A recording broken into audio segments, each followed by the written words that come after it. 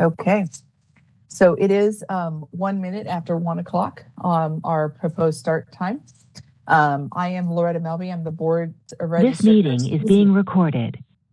Executive officer. We will do brief introductions, and while we're doing introductions, that will also be establishing quorum. We are going ahead and starting this process just because it is a lengthy meeting.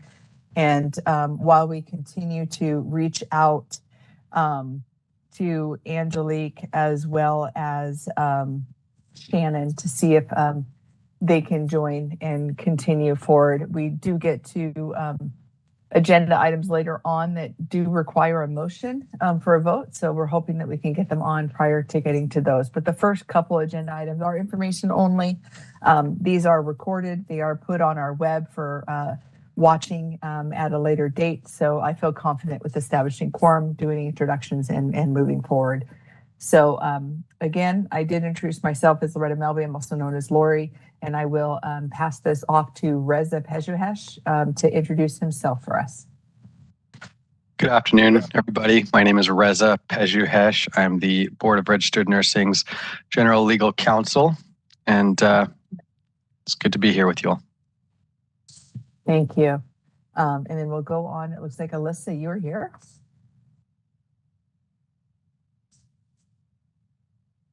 Oh, you are on mute. Okay. Hello, Alyssa Brown. Good to see everybody. I'm a clinical nurse specialist in psych mental health, and I was on the previous APRN advisory committee, so I'm pleased to be here with everybody. Good to see you all. Wonderful. Thank you, Alyssa. Jessica. My name is Jessica Lightcap. I am a new member to this advisory committee, and I am a pediatric clinical nurse specialist. Thank you, Jessica. Carrie. Hi, my name is Carrie Krogan, and I just had a delivery. My dog started barking like crazy, so I apologize. But yes, I am a clinical nurse specialist in adult gerontology. Very excited about this committee. Thank you. There is only 3 required to establish a quorum for this advisory committee. So we do have quorum and we are able to move forward. I did want to let you guys know that our board staff is on the line with Angelique, trying to get them to join. And I'm not sure that we've heard back from Shannon today, but they both did state that they would be in attendance today. So we'll continue to work with them as we move forward with agenda items. So at this point, we have done roll call and established a quorum, and we'll turn it over to board moderator to do general instructions for the format of a teleconference meeting. This is the BRN moderator. I will be moderating the meeting. To facilitate public comment, we will be utilizing the WebEx question and answer feature. We will also, since we have a physical location, we will also query the Sacramento office. When the committee comes to a point in the agenda at which public comment is appropriate, the question and answer feature will be turned on, and members of the public can indicate that they would like to make a comment by inserting the phrase, "I would like to make a comment," in the question box, which is typically in the lower right of your screen. We'll also, again, query the physical location there in Sacramento. I will then call on the individual and unmute their microphone. The individual will have 2 minutes to make their comments. I will not give a warning as your time approaches. I will mute your microphone and will announce that your time has exceeded the time allotted. I will then proceed on to the next member of the public who has a comment. Please note that the question and answer feature is being used only as a means for members of the public to represent that they would like to make a verbal comment. When your turn comes, you will be prompted to unmute. If your question can be answered, the committee will respond accordingly. When making your comment, speak about anything you believe is important for the members to know. Remember, committee members cannot address any item not on the agenda, items not on the agenda at that moment, or items that you would like to be added to a future meeting. Items that will be discussed later on in the agenda will be discussed at their correct times during the meeting. I will provide a brief reminder of this approach in the start of each public comment item. Finally, when committee members or BRN staff are not speaking, I would like to remind them to mute their microphone. If I detect background noise during the meeting as a result of unmuted microphones, I will mute their microphones automatically. Thank you. Thank you. Board moderator, it looks like Shannon has joined. Can you elevate Shannon, please?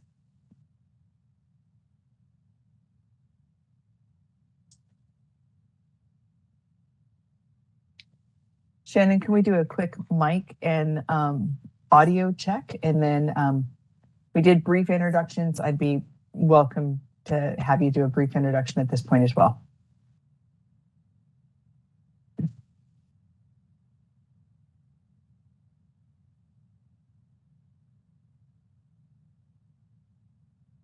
Board moderator, is she, no, it looks like she's muted. She can unmute herself. She's Okay. Shannon, are you able to mute and unmute?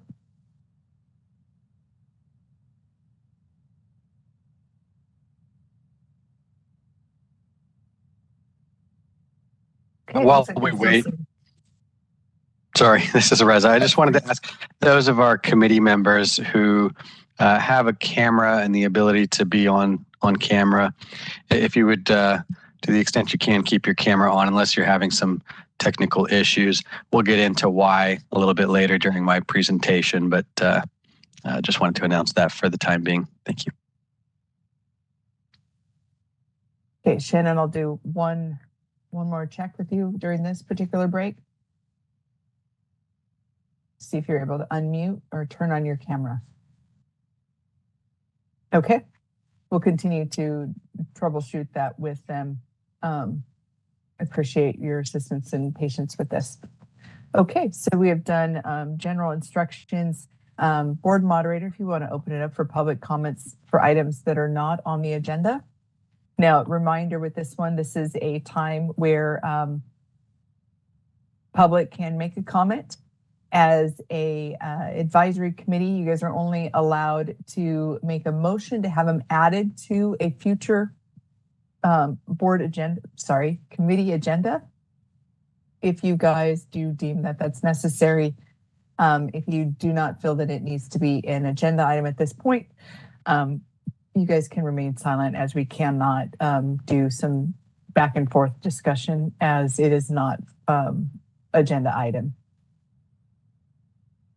Before I begin, Angelique joined and she's been promoted. Did you want her to? Oh, she is. Yes. Angelique, are you able to come off mute and turn your video on? I'm still working with Angelique. I see that she's promoted, but she can't see anything on her end. So I'm still working with her right now, and we'll let you know when she's up and ready. Okay, and do we have any other board staff working with Shannon? We have her on and promoted, but we're not able to see or hear her as well. Yes, I do believe someone else is working with Shannon. Awesome. Thank you, guys.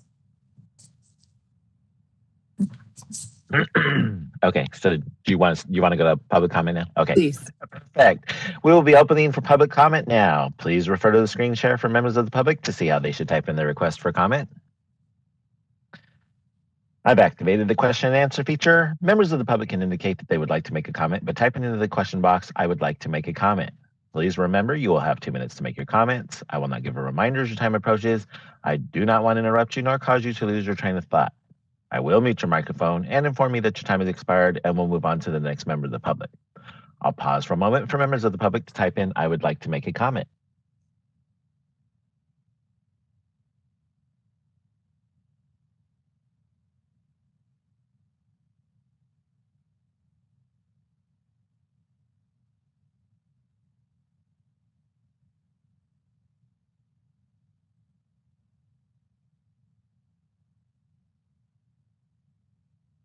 Board EO Melvin, there are no public requests for comments in the WebEx. Do we have any public requests for comments in Sacramento? Sorry, Mark. We do not have public participation here in Sacramento, so we won't have any public comments. And I do believe Angelique is up and ready. So can we do an audio video check for her? Shannon can hear and see. Please. She can't unmute. And Hear and see us. Macaulay, we're able to hear Video the won't work. conversation that's going on in your location. Okay, thank you for that. Can we also do an audio and video check for Shannon? She can hear and see us, but Perfect. Would you like me to close this window? Yes, thank you. Please. Oh, I don't know, Lori, sorry. No, it's Too much going on. Macaulay doing my job. I love it. That's not abnormal. I let Macaulay do my job frequently. No, she's fantastic. So Macaulay is our chief of license. She's also the liaison for all of our advisory and committee members, and so she is a jack of all trades, and I love it.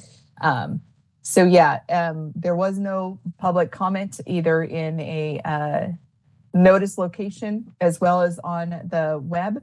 So we will close that. Thank you. And board moderator, again, before we move on to agenda item 4.0, can you troubleshoot with Angelique and Shannon to see if they are now able to be up and running, both audio and visual? Shannon, did you want to try and unmute?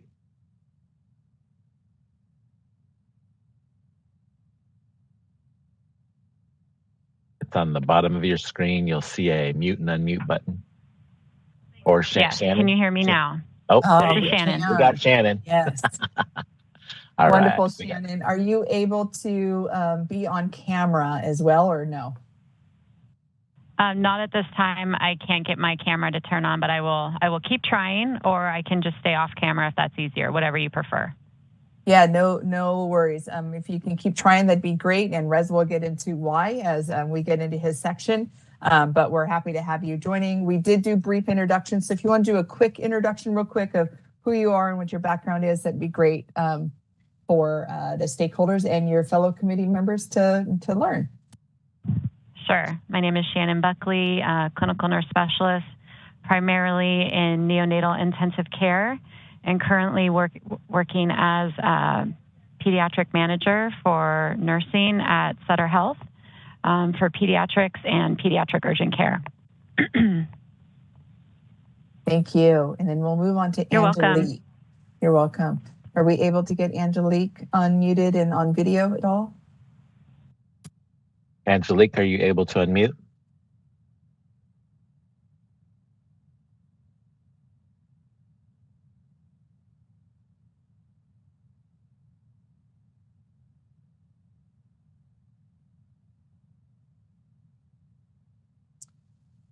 Yeah, Okay, it looks like she's a panelist. She should be able to mute and unmute Yeah. herself. She doesn't need me. Yep. Okay. So we'll just continue to troubleshoot, but it looks like they're both in attendance. And Shannon is able to come off mute, so she'll be able to participate. Hopefully, Angelique can hear. Wait a minute. And I think she did. Hold on. There you hey, go. Angelique. Perfect. Great. We can hear you. Are you able to come on video at this point, or are we just getting audio?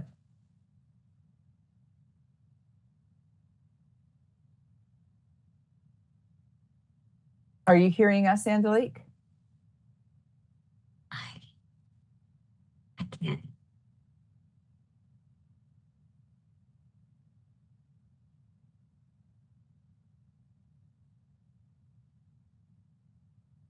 Okay. We'll continue to have board staff work with and troubleshoot, and we'll come back to that. There is a lot of sections in agenda item 4.0. So as we get to those sections, we can also do a quick pause and troubleshoot with Angelique if she's got questions and such going forward. So agenda item 4.0 is information only. Again, that requires no vote. And so what we'll do is we'll hear it, we'll have questions and answers around it, and we'll go out to public comment, as public comment is required on every agenda item. This one here, excuse me, is specific just advisory committee member training, specific for the Clinical Nurse Specialist Advisory Committee. I'm Angelique Ellingbo. I cannot see anything. Okay. I can't hear anything. Okay. Macaulay and Yvonne, are you guys able to help out? Yeah, I will give her a call. Thank you. And then Mark, can you go ahead and mute Angelique, just so that conversation that's had perfect does not continue out there further. Okay. And so really just kind of going over as to what the role of the CNS Advisory Committee is, and just kind of some rules and guidelines and such. The PowerPoints will be posted to the web. So I did see Carrie grabbing a notepad to take notes. You're definitely welcome to take notes, but also understand that we will be providing these and they'll be posted on the web under our meeting materials. So with this, just some basic history is the APRN Advisory Committee was recommended to be formed by the legislators to really get some voice on all 4 of the APRN roles.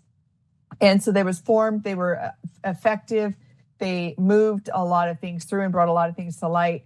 But then AB 890 and SB 1237, 2 bills that had a huge impact on nurse midwives and nurse practitioners were formed, were signed into law, and then formed separate advisory committees with just the focus of those 2 areas. And so then the APRN committee was restructured to focus only on CNS and CRNAs.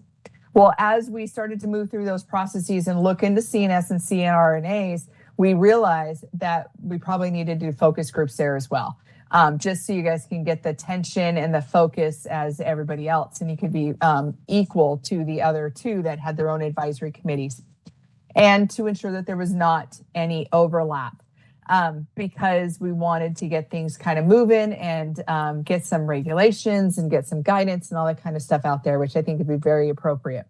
So with this, the board did sunset the prior advisory committee on APRNs.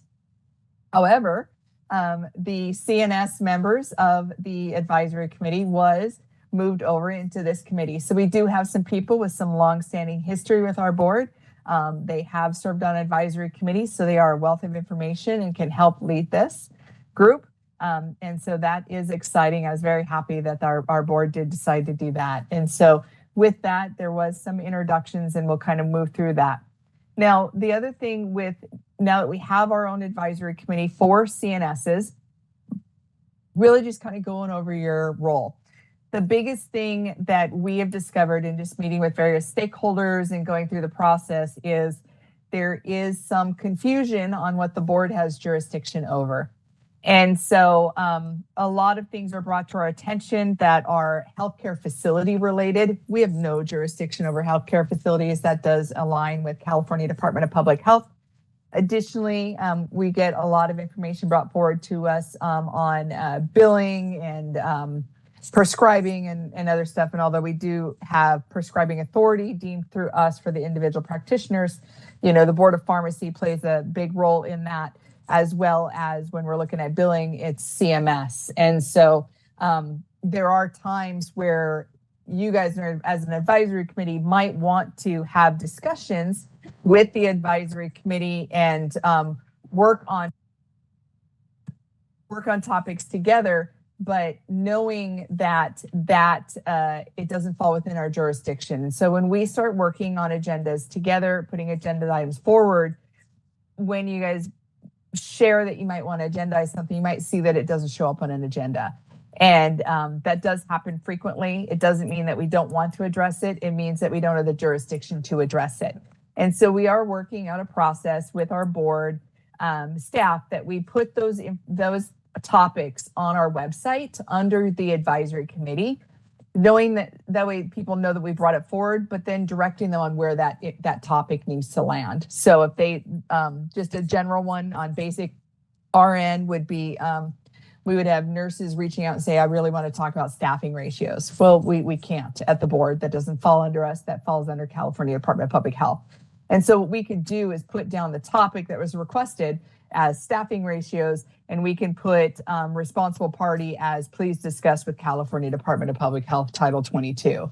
And that way stakeholders understand that we're not ignoring it, but that it's not under our jurisdiction, and so we can't really move forward on that. So those are some of the things that as we go through this, you guys will realize that what you thought maybe the BRN was far-reaching, it is less far-reaching than what you can imagine. So we do have a very kind of finite focus that we have to kind of stick to, and we will work with legal counsel, myself as the executive officer, and Macaulay as the chief of licensing and the liaison to really kind of help redirect and work through some of those things. Now, I have mentioned a couple board staff already. That is myself. I am a staff member of our board. I am the executive officer. I'm appointed by the board, and I serve them, but then I also oversee the Board of Registered Nursing, which is largely a company of some sort, how you would define that, where we do all the licensing, the education, academic visits, write regs, answer phones. There's so much enforcement, on and on and on. But that is not the 9-member board. The 9-member board is set forth in statute. They are the policy-making board. They consist of 5 RNs. Of the 5 RNs, you have an advanced practice RN. You have an RN educator, and then you have 2 direct care RNs, as well as a nurse administrator. And then we also have 4 public members, and they meet 4 times a year as mandated in our statute as well.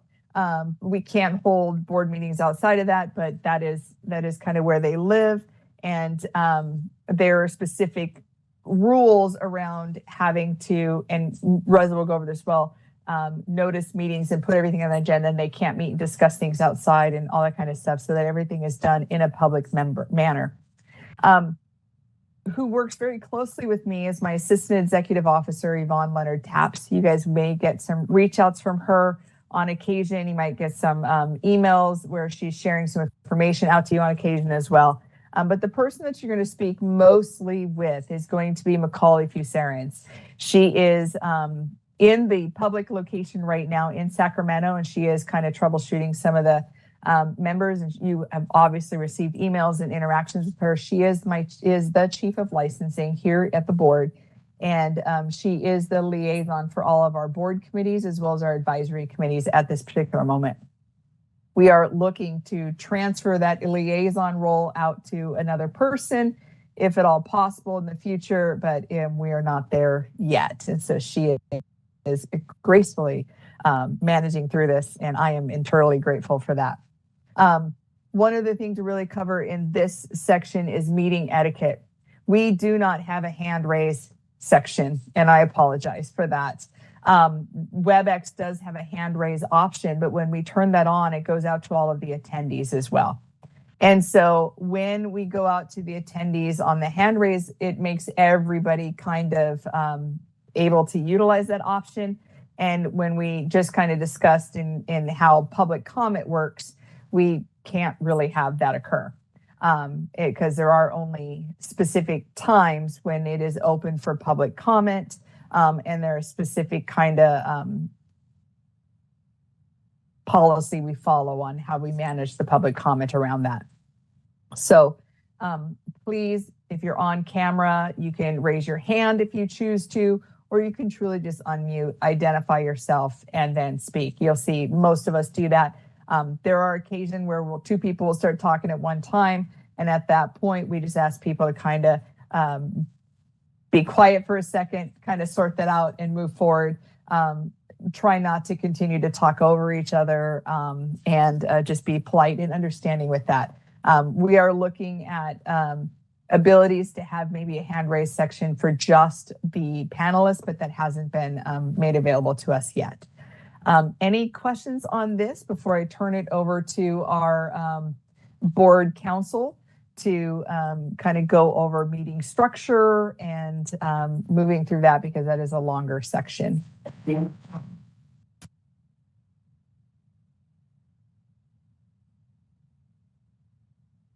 Okay, I do want to take this moment real quick and just double check with Angelique before we move on to meeting structure and turn it over to Reza. Angelique, are you able to unmute?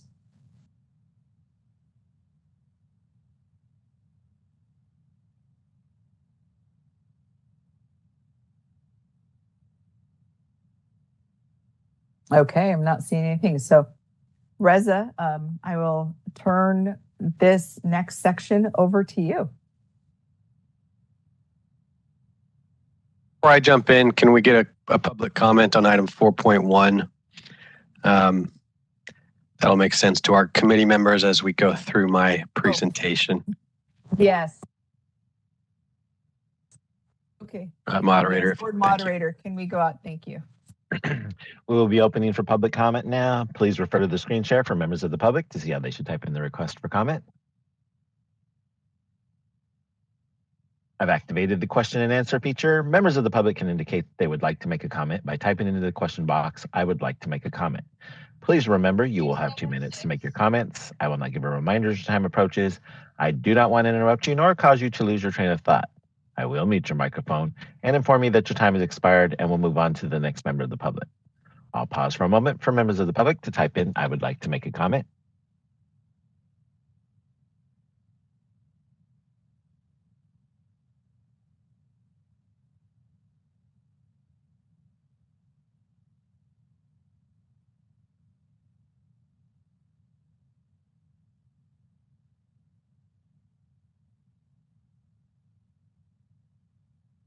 Board EO Melby, there are no public requests for comments in the WebEx. Do we have any public requests for comments in Sacramento? There were no members in Sacramento at this point. So as soon, if a member of the public arrives, Macaulay will let us know and we will begin checking that location. Perfect. Okay. Would you like me to close this window, please? Yes, please. Thank you, Reza. Missed that. We'll now turn it over to 4.2 for you. Thank you.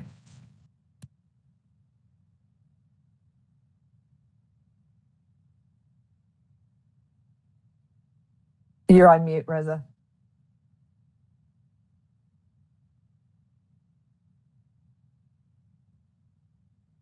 Okay, thanks, Lori.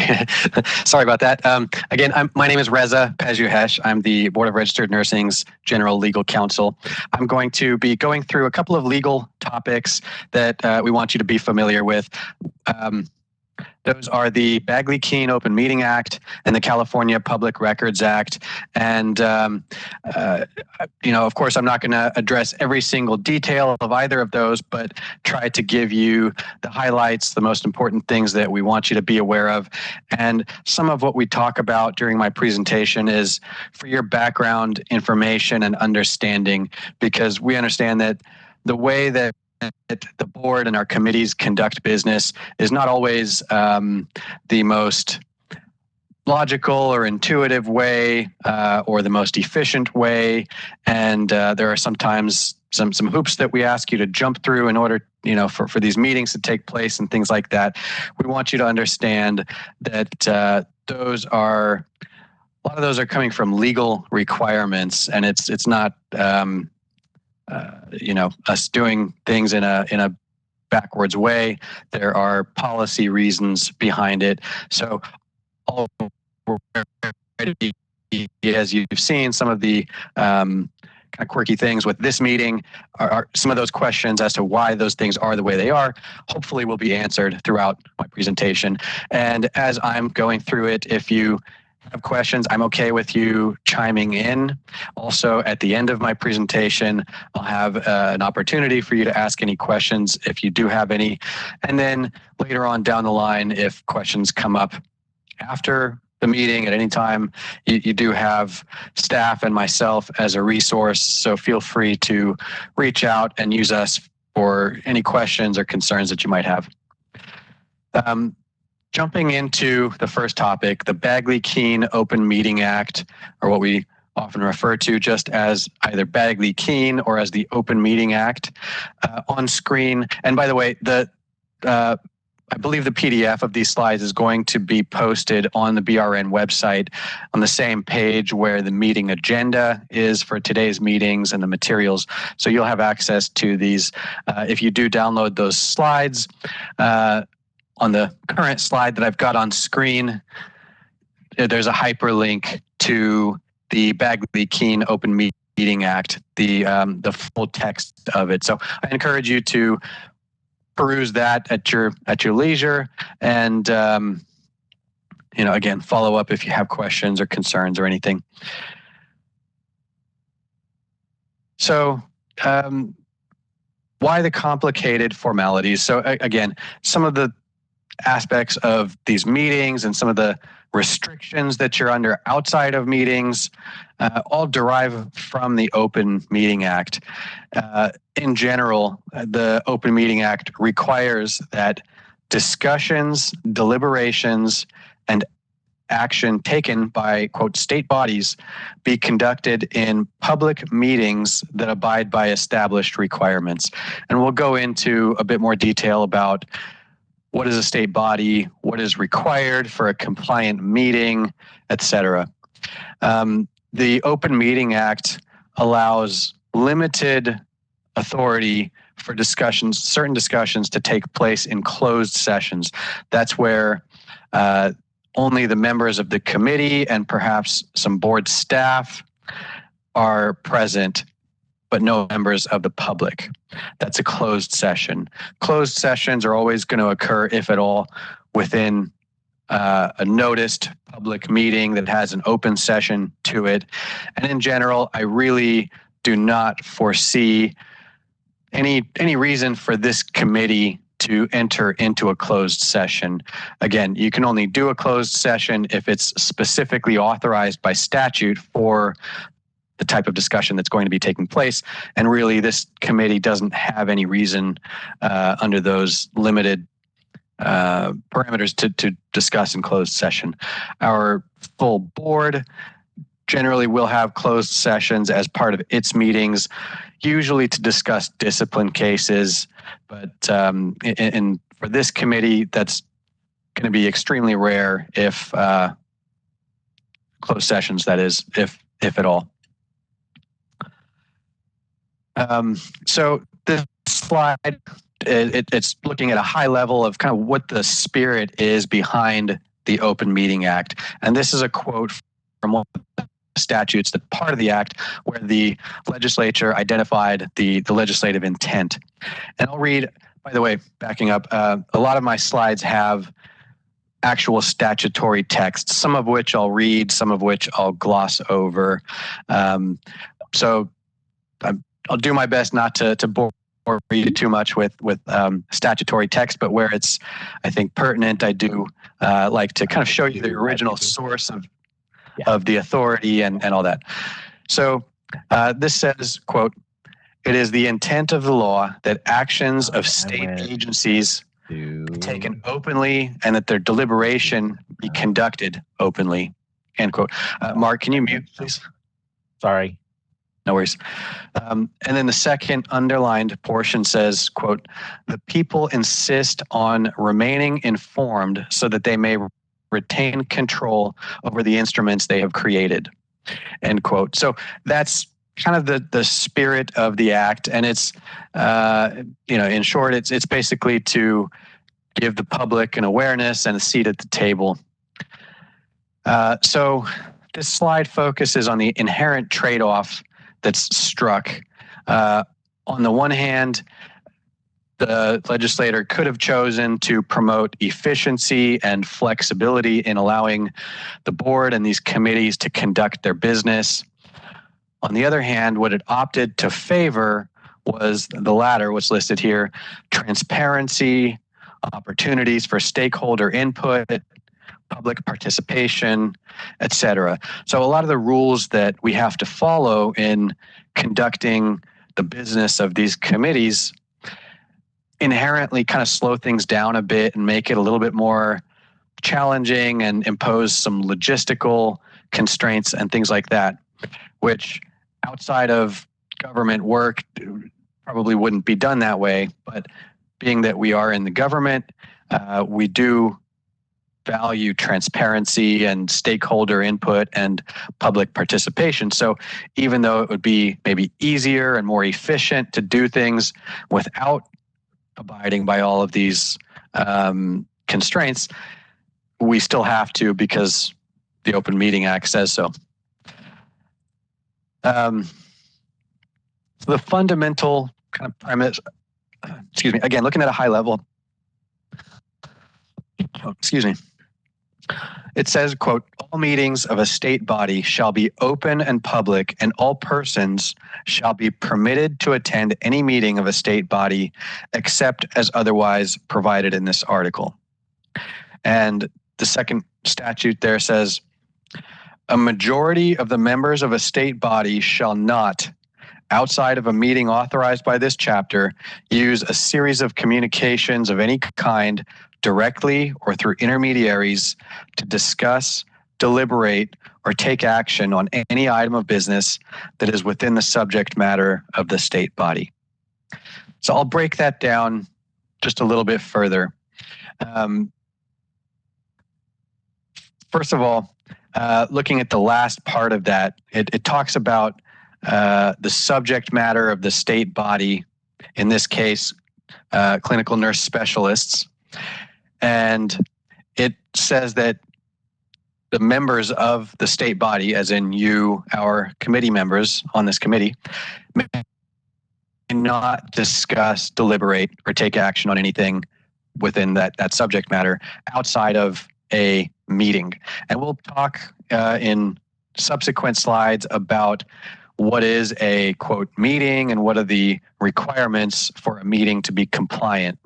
But unless you're in one of these meetings, you're generally prohibited from discussing things within the subject matter jurisdiction of this body with your other committee members. This slide focuses on the definition of a state body. I won't go too much detail, but it obviously, our Board of Registered Nursing itself is under subdivision A. It's a body created by statute, and it is required by law to conduct its meetings under the Open Meeting Act. Under subdivision C, that's where this advisory committee would fit in. It is a multi-member advisory body of the BRN. It was created by formal action of the BRN, and it consists of 3 or more persons. So all of that is to say that the CNS Advisory Committee is, under the Open Meeting Act, a state body. So you're subject to all of the requirements that follow. Now, highlighting one piece of this, under subdivision C, you'll notice the last part of it refers to if the advisory body consists of 3 or more persons. So later on in this agenda, we'll hopefully get to the item that allows you to create subcommittees. And when we start talking about that, you may hopefully this will this is pertinent to that. We form, it's a pretty common practice for boards and committees to form subcommittees that consist of no more than 2 people. And that's in order to, I guess, you can call it a loophole, if you will. It's really not a loophole. It's not with any intention of, skirting requirements or anything, but it does allow for those subcommittees to be able to discuss things offline outside of these meetings and actually conduct some work in between these public meetings. These meetings, we can logistically, we can only schedule them so often. And so in between the meetings, there's a lot of time that valuable work can still take place, but you all as a full committee can't, as we've discussed, you can't meet as a full committee outside of one of these noticed public meetings. But a subcommittee of 2 or fewer can discuss things offline, and generally those subcommittees would come back to the next noticed meeting of the full committee and report back and take additional input and direction from the full committee, report their findings, etc. And we'll talk a little bit more about that, but I just wanted you to have this in mind when we are later talking about subcommittees. Again, just answering some of the questions about kind of why things are done in the way they are and why you're prohibited from having certain discussions and other discussions are allowed outside of meetings. Just to clarify, we can make subcommittees, but it can only be 2 people, no more than 2 people, correct? Yes. If you make technically you could make a subcommittee of more than 2 people, but if it's a subcommittee of 3 or more, that subcommittee would be subject to the Open Meeting Act. And that's fine, but that subcommittee couldn't discuss anything unless it convenes one of these public meetings that has an agenda posted in advance and the public must be able to attend and all that. So that's where, coordinating these meetings, it's, only so often that we're able to do that. Good question. So this slide focuses on the definition of a meeting. A meeting includes any congregation of a majority of the members of a state body at the same time and place to hear, discuss, or deliberate upon any item that is within the subject matter jurisdiction of the state body to which it pertains. In this definition, don't focus on same time and place. These days, communication happens electronically, so don't dwell on that language, same time and place. What I want you to focus on is what I've underlined there: hear, discuss, or deliberate. That's a phrase that's construed pretty broadly, and again, it doesn't require you to be in the same place at the same time. You can hear, discuss, or deliberate something and thereby trigger a violation of the Open Meeting Act. And that's really what the point is here. We want to avoid having you inadvertently trigger a violation of the Open Meeting Act.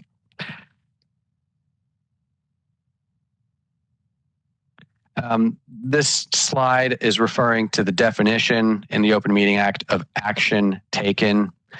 I'm not going to read the definition, but generally action taken would consist of a motion that's brought forward by one of the committee members at a noticed meeting, and then a majority vote in favor of that motion. That's how these committees and the board take action. Of course, the actions of this committee, this is an advisory committee, so ultimately your recommendations are put forward to the board itself to formally implement and carry out those recommendations. But I did want to emphasize that, again, action is not the only thing that you are prohibited from doing outside of these meetings. As we just discussed in the last slide, you're prohibited from hearing, discussing, or deliberating upon anything within the jurisdiction of the CNSAC unless you're in one of these meetings.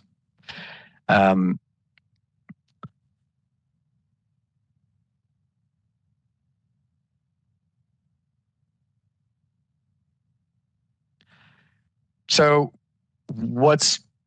the next few slides are going to go through some of the most significant requirements of what constitutes a valid meeting. So the basics, which each of these will go in a little more detail. One is we have to provide 10 days notice to the public via a written agenda that gets posted and emailed out to anybody that's requested notice of our meetings.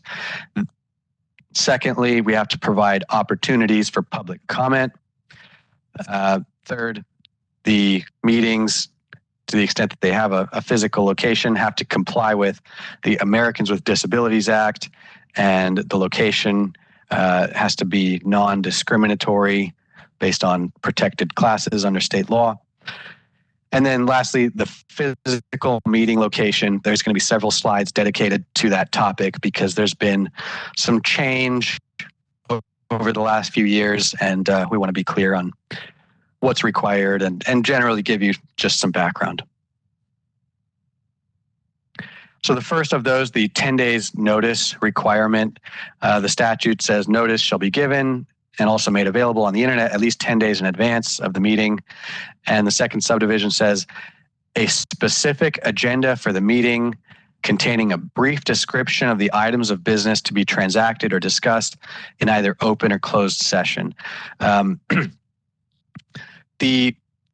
There was, of course, an agenda posted at least 10 days in advance of this meeting, as there always will be. Generally, this committee, the board, any state body subject to this act cannot discuss something at its meeting that was not posted on that agenda. So in order for you to discuss something at this meeting, it has to be on the agenda. Now, we did open up at the beginning of this meeting to public comment. There wasn't any in response, but that's generally going to be a standing agenda item on every board and committee meeting where the public has an opportunity to comment on things that are not on the agenda, or suggest agenda items for a future meeting. Likewise, committee members can suggest items for future meetings that don't appear on the current meeting agenda. But if something is not on the agenda for the current meeting, you can only discuss it insofar as is necessary to decide whether to put it on a future meeting agenda. But beyond that, you can't really go in depth and substantively discuss that thing that doesn't appear on the agenda for that day. So keep that in mind. It's if you have ideas for agenda items, you can bring them up during a committee meeting and suggest that it be added to a future agenda, or if you come up with an idea outside of one of these meetings, you can let the committee liaison know, and they can work with Lori and the committee chair and myself to consider whether it's appropriate for putting it on a future agenda. But this is where the limitation comes in that precludes you from talking about anything that's not on the agenda for a given meeting. The next topic is opportunities for public comment. I'll just read the second one that's underlined. The state body shall provide an opportunity for members of the public to directly address the state body on each agenda item before or during the state body's discussion or consideration of the item. So, as I said, we started out with one item for the public to comment on anything not on the agenda. And for each actual agenda item, before moving on, we have to allow for the public to comment on that item. Again, importantly, before or during the state body's discussion or consideration of the item. So the typical flow of a specific agenda item would start out with, usually the chairperson will kind of be conducting the meeting and will say, okay, we're moving on to agenda item 5 and identify what that is, and then open it up to committee discussion, and the committee members will express their thoughts. And then if it's an item that requires committee action, then a committee member will make a motion and another committee member will second that motion. And if there's any further discussion from the committee, that can take place. But before the committee actually votes on that item and takes action on it, the committee has to open it up to public comment. So it would go, again, committee discussion, motion, public comment, if applicable, further committee discussion, and then, and only then, the vote. So you can't open it up for public comment after you've taken vote on an item, because the vote and your position on that motion, you won't have the benefit of the input, the very valuable input that our stakeholders often present during public comment. That's the typical flow. That's not mandatory. The thing that is mandatory is just the piece that I said, that you have to give an opportunity for public comment before or during discussion or consideration of the item. In some cases, depending on what the agenda item is and, you know, the nature of it and how this discussion is anticipated to go, and, you know, who you might want to hear from in the public, et cetera, there might be reason to start out with public comment before the committee really dives in, or have some committee discussion and then turn to the public and then more committee discussion and then a motion and then another public comment. Those are, different kind of iterations of the flow, but the usual flow is what I said. And the legal requirement is just that you do open it up on each agenda item. That's also important. You often have agenda items that don't require any committee action. Even when there's not going to be a vote on a motion, you still do have to open it up to public comment for each agenda item. This is especially important for the committee chair, who you'll hopefully elect later on today, for the committee chair to be mindful of and ensure that that's not overlooked. And of course, myself and Lori are generally present as well to make sure that we don't skip over that. Next slide. I'm not going to go in depth here. This is just an additional requirement. To the extent that there are physical meeting locations, those locations have to comply with Americans with Disabilities Act and non-discrimination rules. We'll talk about when physical locations are required coming up. So the next few slides is dedicated to that physical meeting location. And the reason it's going to be taking up a little bit more of this presentation is that over the last few years, there's been some change, including January 1st of this year, the changes that we are currently operating under. So prior to COVID, the pandemic, there was a statute that is still in effect and that I'm going to talk about coming up that required either in-person or teleconference meetings, and it imposed specific rules about the teleconference method. During the pandemic, for obvious reasons, first the governor and then later the legislature passed laws that basically said we didn't have to have a physical location during the state of emergency. That authority to do things entirely remotely without a physical location at all has expired. That was all temporary authority that was put in place just to get us through the state of emergency. But that's gone away, and it's been replaced by, as I said, some new law that took effect at the beginning of this month, which I'll focus in on a bit more shortly. And a lot of this is, again, just for your background knowledge and for you to hopefully have an understanding of where these requirements come from when board staffs, tell you that things have to be done a certain way, that it's not us trying to be difficult. But generally, staff are responsible for coordinating the meetings and ensuring that, to the extent we need a physical location, that it is provided and that it's compliant, etc.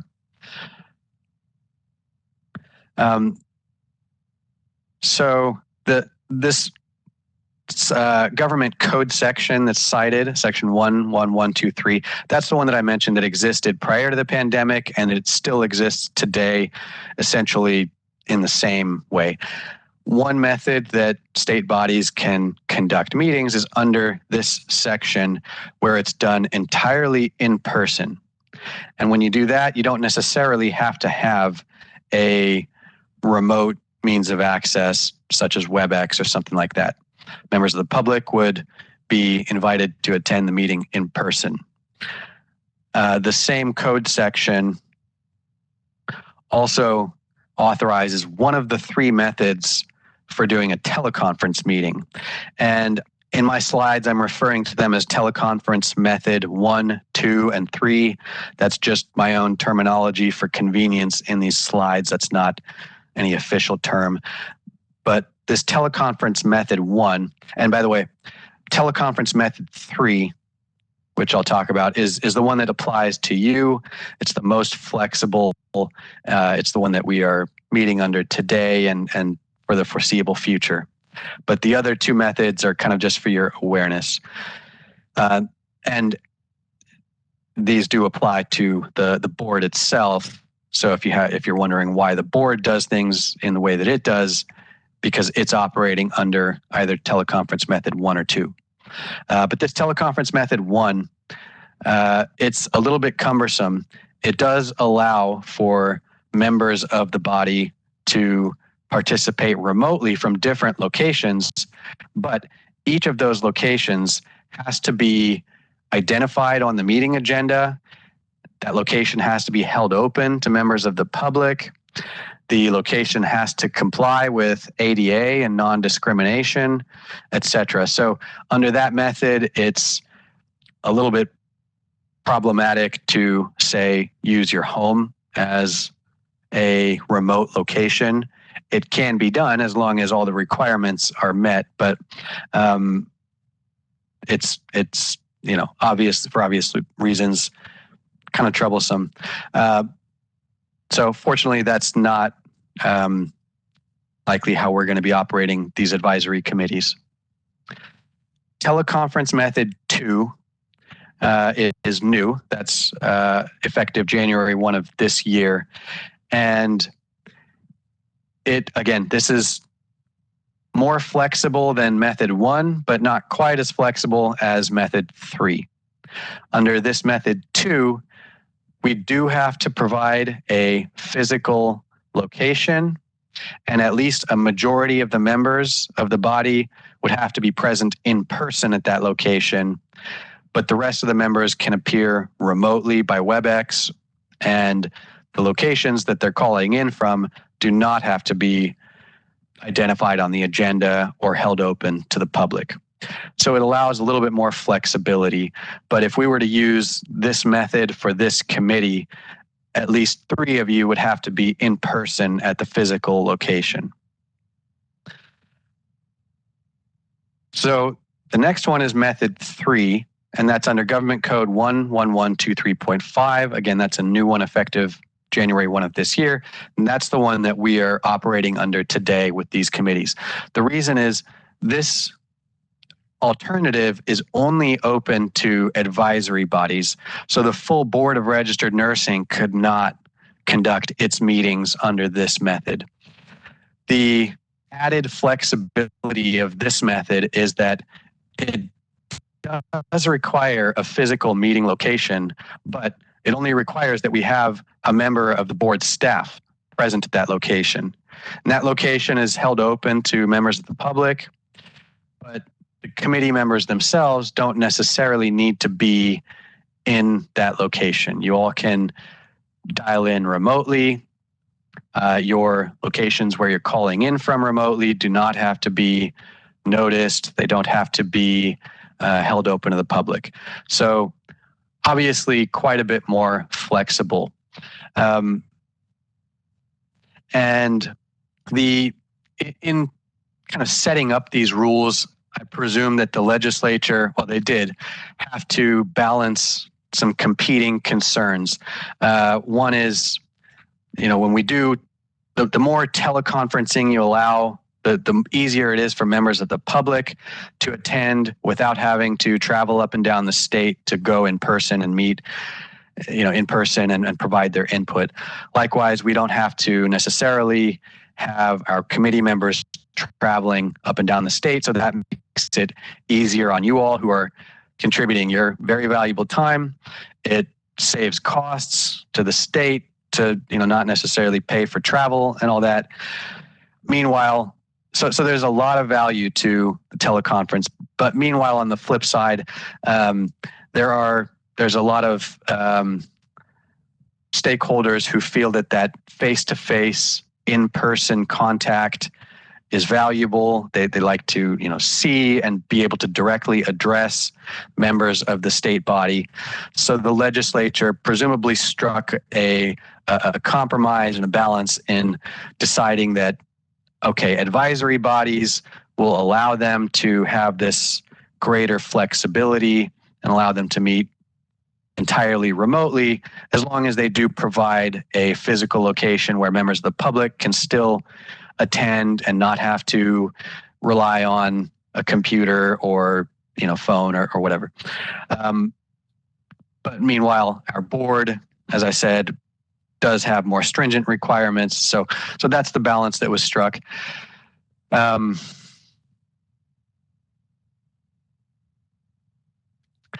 Under methods 2 and 3, so for what you need to take away, there's a few additional kind of miscellaneous things I'm going to go through in this in the next slide.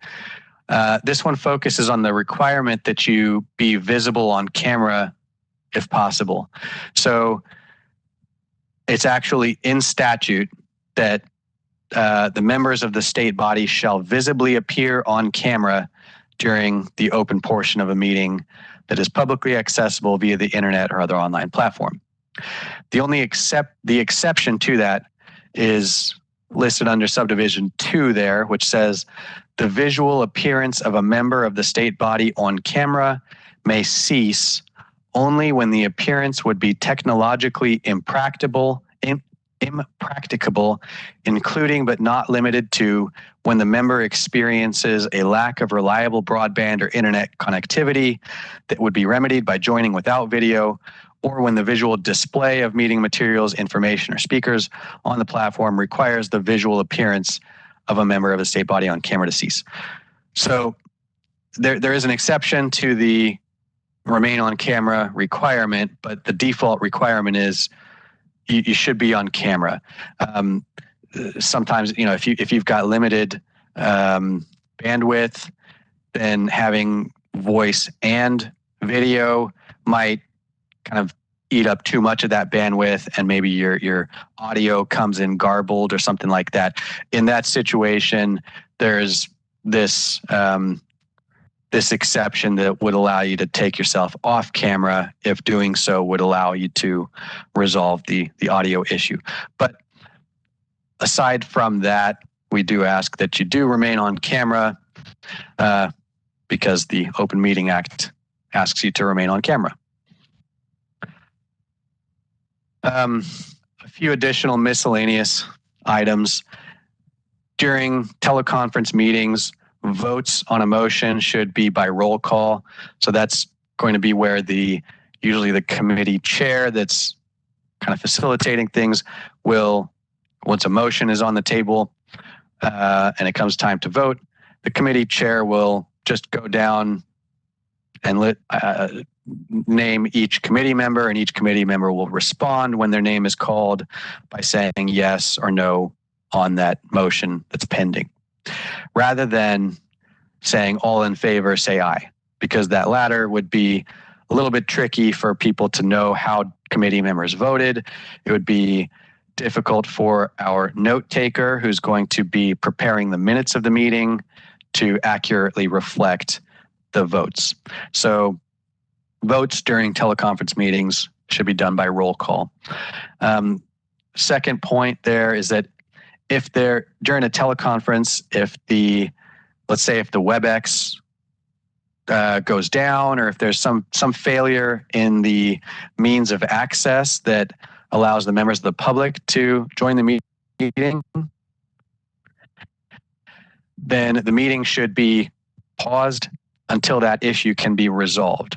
And if it can't be resolved, we should adjourn the meeting. Again, members of the public do have the right to be present and participate in these meetings.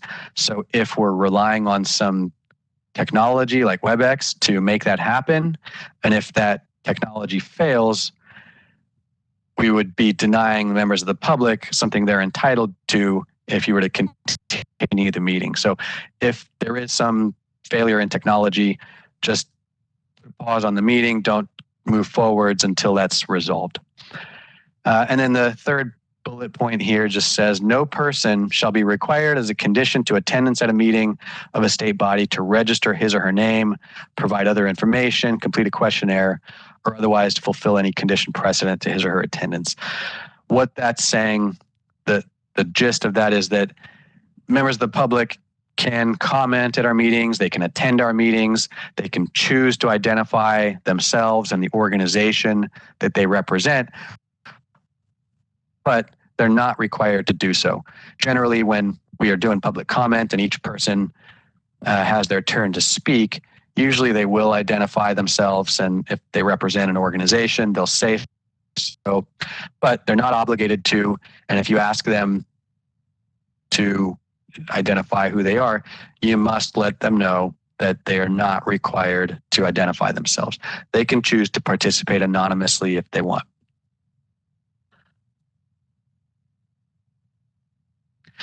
Closed sessions, I won't spend much time on because I don't think these committees are going to be conducting closed sessions. But the main point here is that you can only have a closed session to discuss something that the Open Meeting Act specifically says you can have a closed session for. So in the Open Meeting Act, there are various categories of authority to conduct a closed session. For example, our board can have a closed session to talk about discipline cases or pending litigation, etc. But unless there is a specific exemption in the Open Meeting Act, everything else has to be done in open session. So it's, again, probably not really going to be much of an issue for these committees.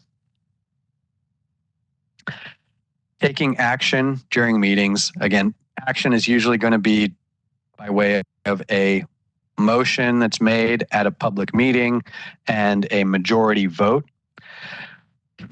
I want to distinguish the concept of a quorum and a majority.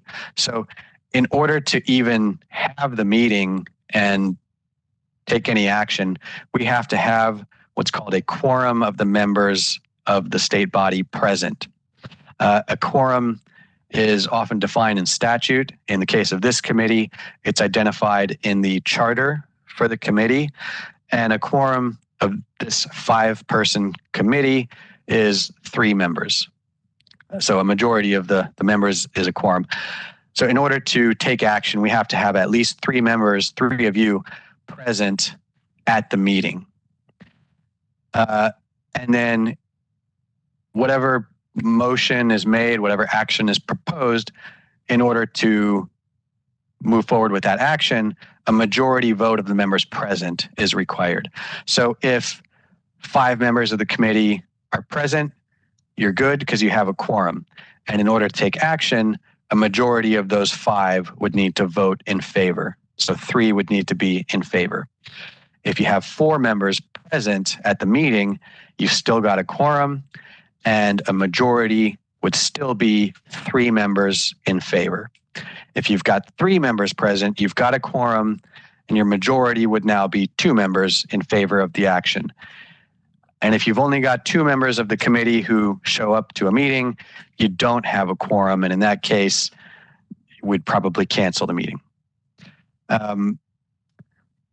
The third bullet point talks about the committee chairperson should facilitate an orderly discussion. The committee chairperson, generally they will open up an agenda item, allow for discussion by committee members. Committee members can always volunteer a motion at any time, but if there are none brought forward, the committee chair might, at an appropriate time, ask for a motion to be made, and then and ask for a second, and then direct the taking of public comment, and then take the vote by roll call. So the committee chair is the one who kind of facilitates the orderly discussion, and if committee members happen to be speaking over each other, because that sometimes happens with these WebEx meetings, the committee chair might step in and say, hey, let's hear from so and so first, etc. And the vice chair is going to fill in for our committee chair if the committee chair is absent or unavailable. So the next topic is switching gears here, the California Public Records Act. It's just something we want you to be aware of. I'm going to spend quite a bit less time on that than the Open Meeting Act, but what you see on screen is the government code section citations that comprise the Public Records Act, which we often refer to as the PRA. The fundamental premise of the Public Records Act, in the next couple slides, quote, access to information concerning the conduct of the people's business is a fundamental and necessary right of every person in this state. That's a direct quote from statute that's part of the Public Records Act, and that's where the legislature identified the kind of intent behind the Public Records Act. The gist of it at a high level is that agencies must make public records available to any person that requests them. So reading from here, quote, each state or local agency, upon a request for a copy of records that reasonably describes an identifiable record or records, shall make the records promptly available to any person. Now, at the end of this portion of my presentation is going to be kind of my main takeaway for you all, and that is, what should you do if you get a request for records? Keep in mind, you all are now members of a advisory committee, a state body. So in that capacity, you are subject to the Public Records Act. That doesn't open up all of your personal records and business and things to the public, but it does open up any records that you may have in your possession that you have in the scope and course of your duties as a member of this committee.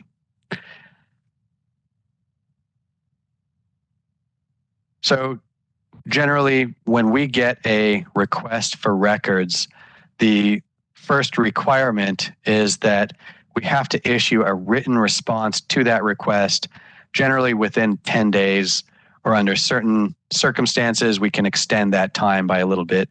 But our first obligation is to issue a written response within 10 days, identifying whether we'll have records to disclose and an estimate of when we might be able to disclose them, etc.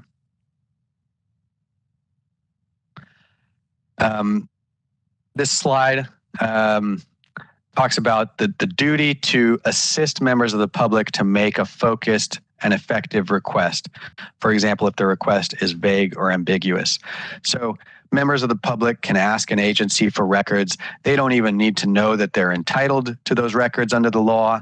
They don't need to cite the Public Records Act or name the act or mention the law whatsoever. We, as members of the state agency, need to know that if a request comes through for records, it triggers our obligations under the Public Records Act. And if a request is vague or ambiguous or kind of hard to decipher or unclear, we can't simply deny the request flat out. We do have an affirmative duty to try and work with the requester to help them maybe phrase their request in a way that we can understand, or phrase it in a way that identifies the records that they're actually trying to get.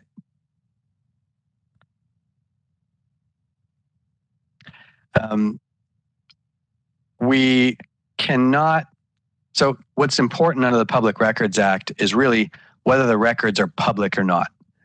What's not important is who's making the request and what they intend to do with those records. We can't condition whether, how we respond and what records we provide based on who they are and what they're planning to do. We might know full well that the request is from a member of the media or an attorney that plans to sue us, and they fully intend to use whatever records we give them against the board. That's perfectly fine. That's their right to do, and how we respond does not take any of that into consideration. What really matters is whether the records are public or not. And as to whether the records are public or not, I'll talk about that here in the next slide. This slide talks about the definition of, quote, public record under the Act. And I'm not going to read it, but you can see there's 7 lines of statutory text here, which basically defines public record probably about as broadly as the legislature could. Just what you can take away is that it includes anything that's really recorded in any tangible or intangible method, meaning for the most part, hard copy records obviously are records. Any electronic records, which nowadays it's a lot of emails, PDFs, and things like that, are all considered public records. So emails is a big category for you to be aware of.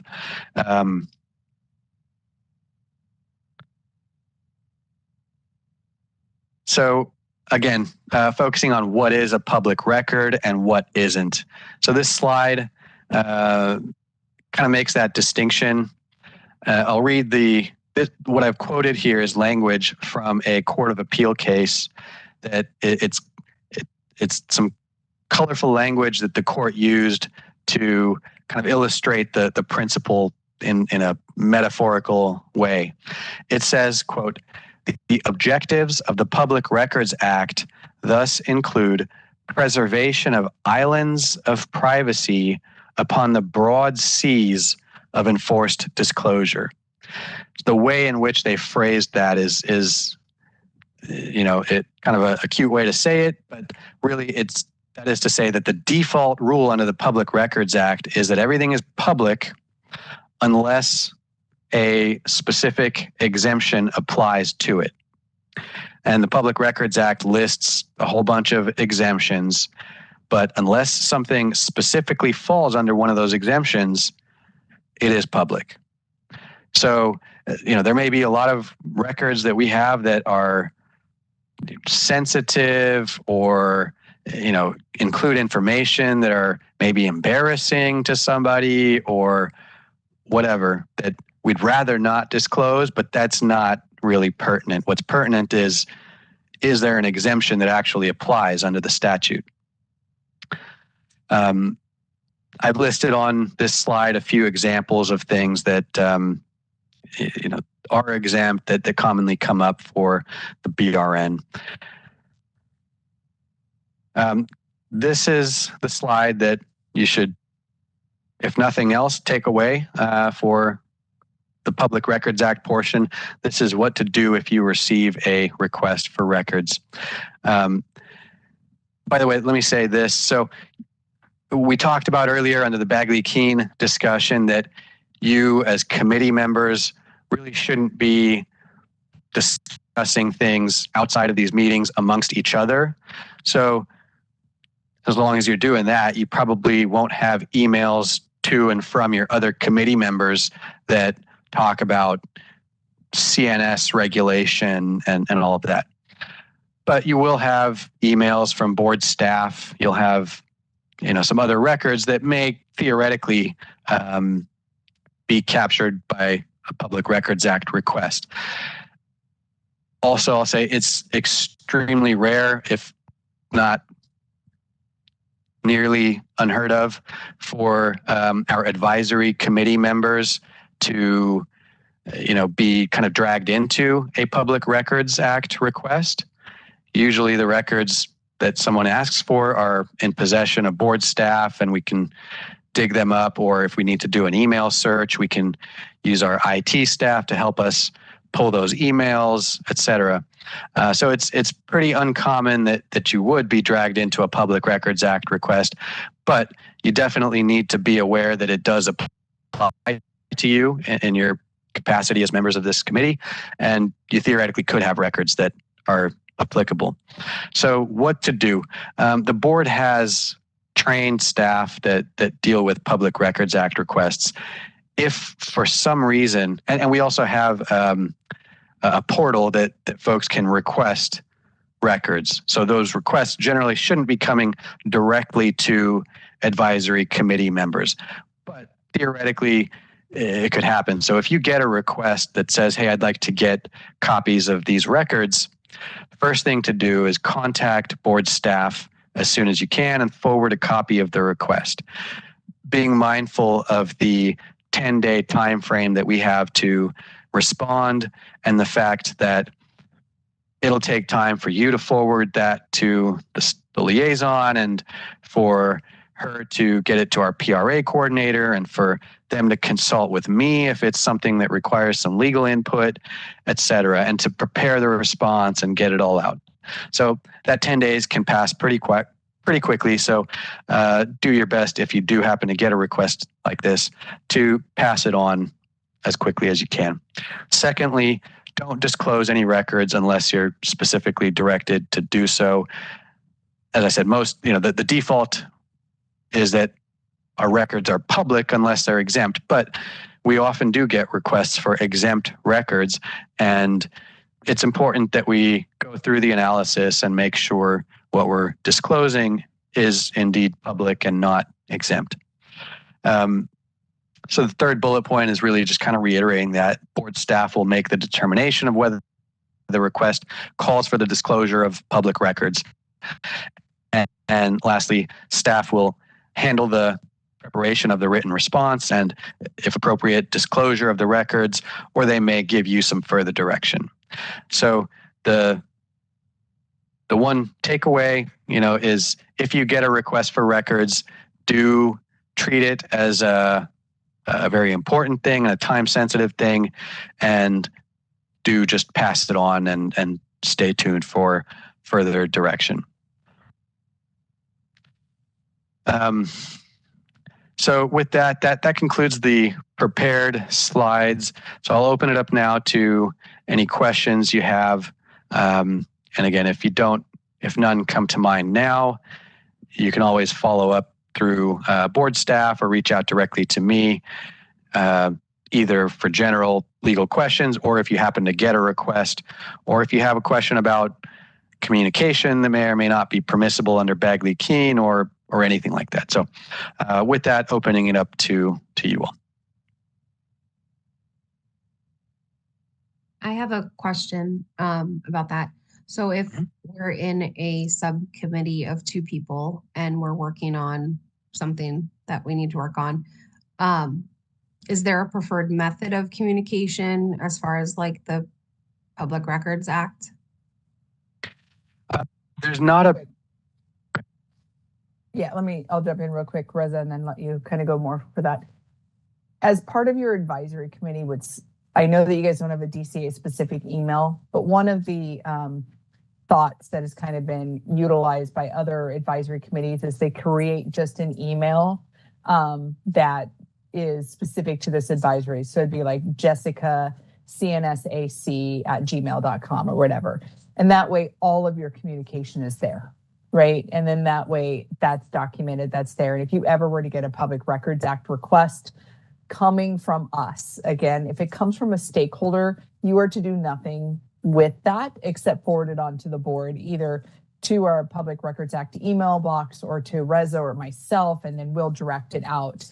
But we have a specific unit that manages all Public Records Act. And as Reza said, there is some things that are, they have the ability to withhold or redact, but most of the stuff that you guys manage in would not be redacted essentially and would be released. So it's just always better to streamline that communication through one kind of area and then do all your advisory committee related stuff out of that email. So that's kind of like the easy way. When you're working on a subcommittee, and we can go more into that as we get to the agenda item that addresses subcommittees, the 2 people that are in that subcommittee can communicate to themselves, between themselves, at any moment, any time. There is no rules essentially around that. What you can't do is communicate to the other members of this committee. And so that's really the only limiting factor at that point, because then if you get a third person involved, as we had today, we started off the meeting with a third person quorum. You now have a quorum of this committee. So, but we can go more into that subcommittee kind of issues when we get to that agenda item. And then Rez, I'll turn it over to you. Yeah, that you said it well. I think, but in short, there is no mandated or preferred method for you to communicate with your subcommittees. Just you can do it by phone, you can meet in person, you can exchange emails. Just be mindful, under the PRA, emails would be subject to disclosure. And that's not to discourage you from using emails. Just, in doing emails, you might want to be mindful of the fact that theoretically it could be disclosed to the public. And so your tone, your content, and things like that should just reflect that. And then as far as like the Bagley Keene, just reiterating what Lori was saying, you can have those discussions freely with your other subcommittee member, but you would not want to, for example, write up a report of what you and your subcommittee member have discussed and then email that out to the full committee. That report out to the full committee would take place in one of these public noticed meetings. Yeah, does that help? Great. Yes, thank you. And then I do want to take a moment, board moderator, can you just verify that we're able to hear from the call-in member? That is Angelique. And so I just want to make sure that she doesn't have any questions or comments, and she's able to come off mute or let us know. Angelique, and I don't remember if it's *6, I think that unmutes you.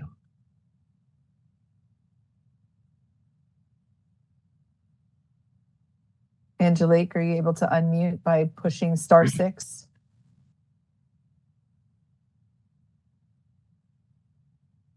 There she is. Hello. Yes. This is perfect. Angelique Ellingbo. No, I do not have any comments. Thank you.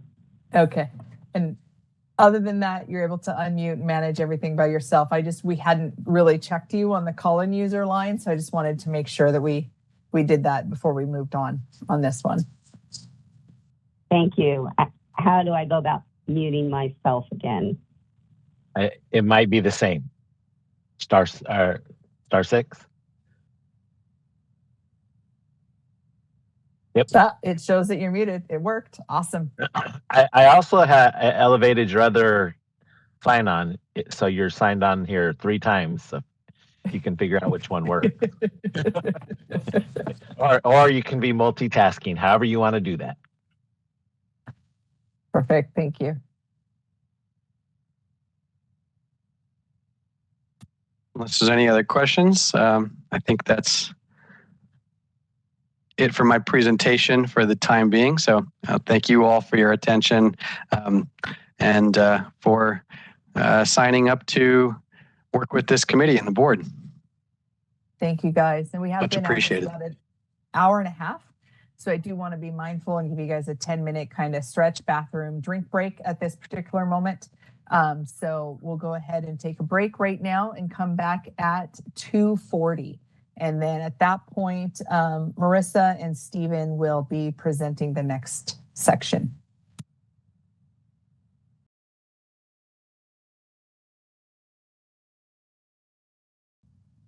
Okay, it is 2:40 and we are coming back. So if you guys could turn your video on again, and then we will do a roll call to establish a quorum. So just come off mute and say that you're here when I call you, Angelique. Are you able to hit *6 and come off mute? I'm here. Awesome, thank you. Alyssa.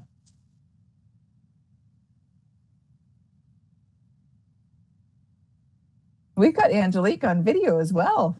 Great to see you. Great. Perfect. Wonderful. Okay. Jessica. Can't see it. I'm here. Thank you. Carrie? And Shannon.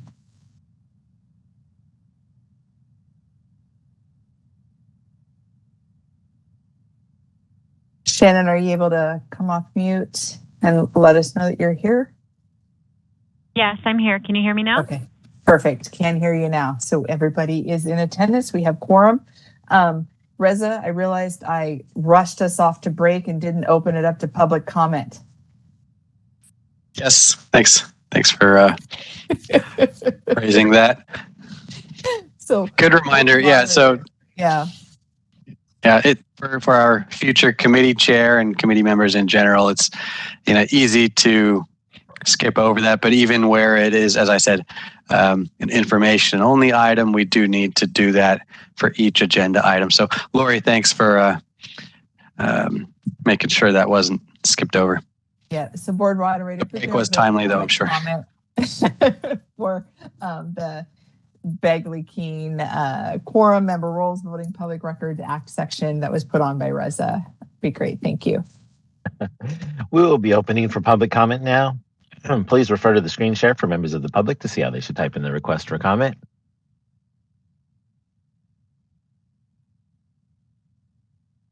I've activated the question and answer feature. Members of the public can indicate they would like to make a comment by typing into the question box, "I would like to make a comment." Please remember, you will have 2 minutes to make your comments. I will not give a reminder as time approaches. I do not want to interrupt you nor cause you to lose your train of thought. I will mute your microphone and inform you that your time has expired, and we'll move on to the next member of the public. I'll pause for a moment for members of the public to type in, "I would like to make a comment."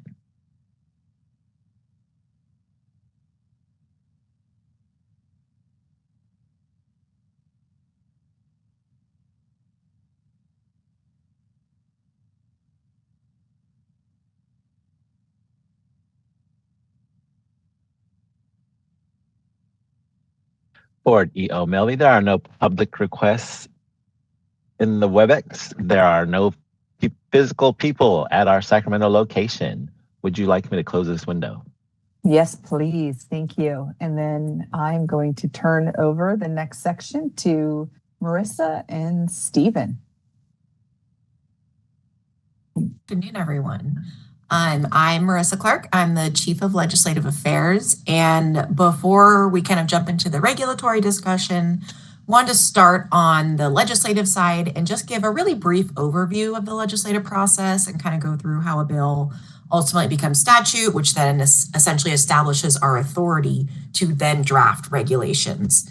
So my disclaimer is always, this is not an exhaustive presentation. There's lots of twists and turns that can happen during the legislative process, but just a high level touching on some of the key steps that most bills will go through as it moves its way towards becoming a law.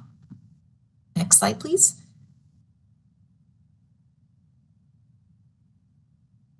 So every bill starts out as an idea somewhere that someone had. Those can come from members of the public, constituents, from legislative advocates, private companies, nonprofit organizations. They can come from state agencies like the board, legislative staff, or the legislative members themselves. And so while anyone can actually have the idea for a bill, only an assembly member or senator can turn that idea into a bill by introducing it. So the bill introduction process occurs every year in January and February. And the deadline for members to introduce bills usually falls somewhere in the middle of February around President's Day weekend. And in that fashion, this year, the deadline is Friday, February 16th.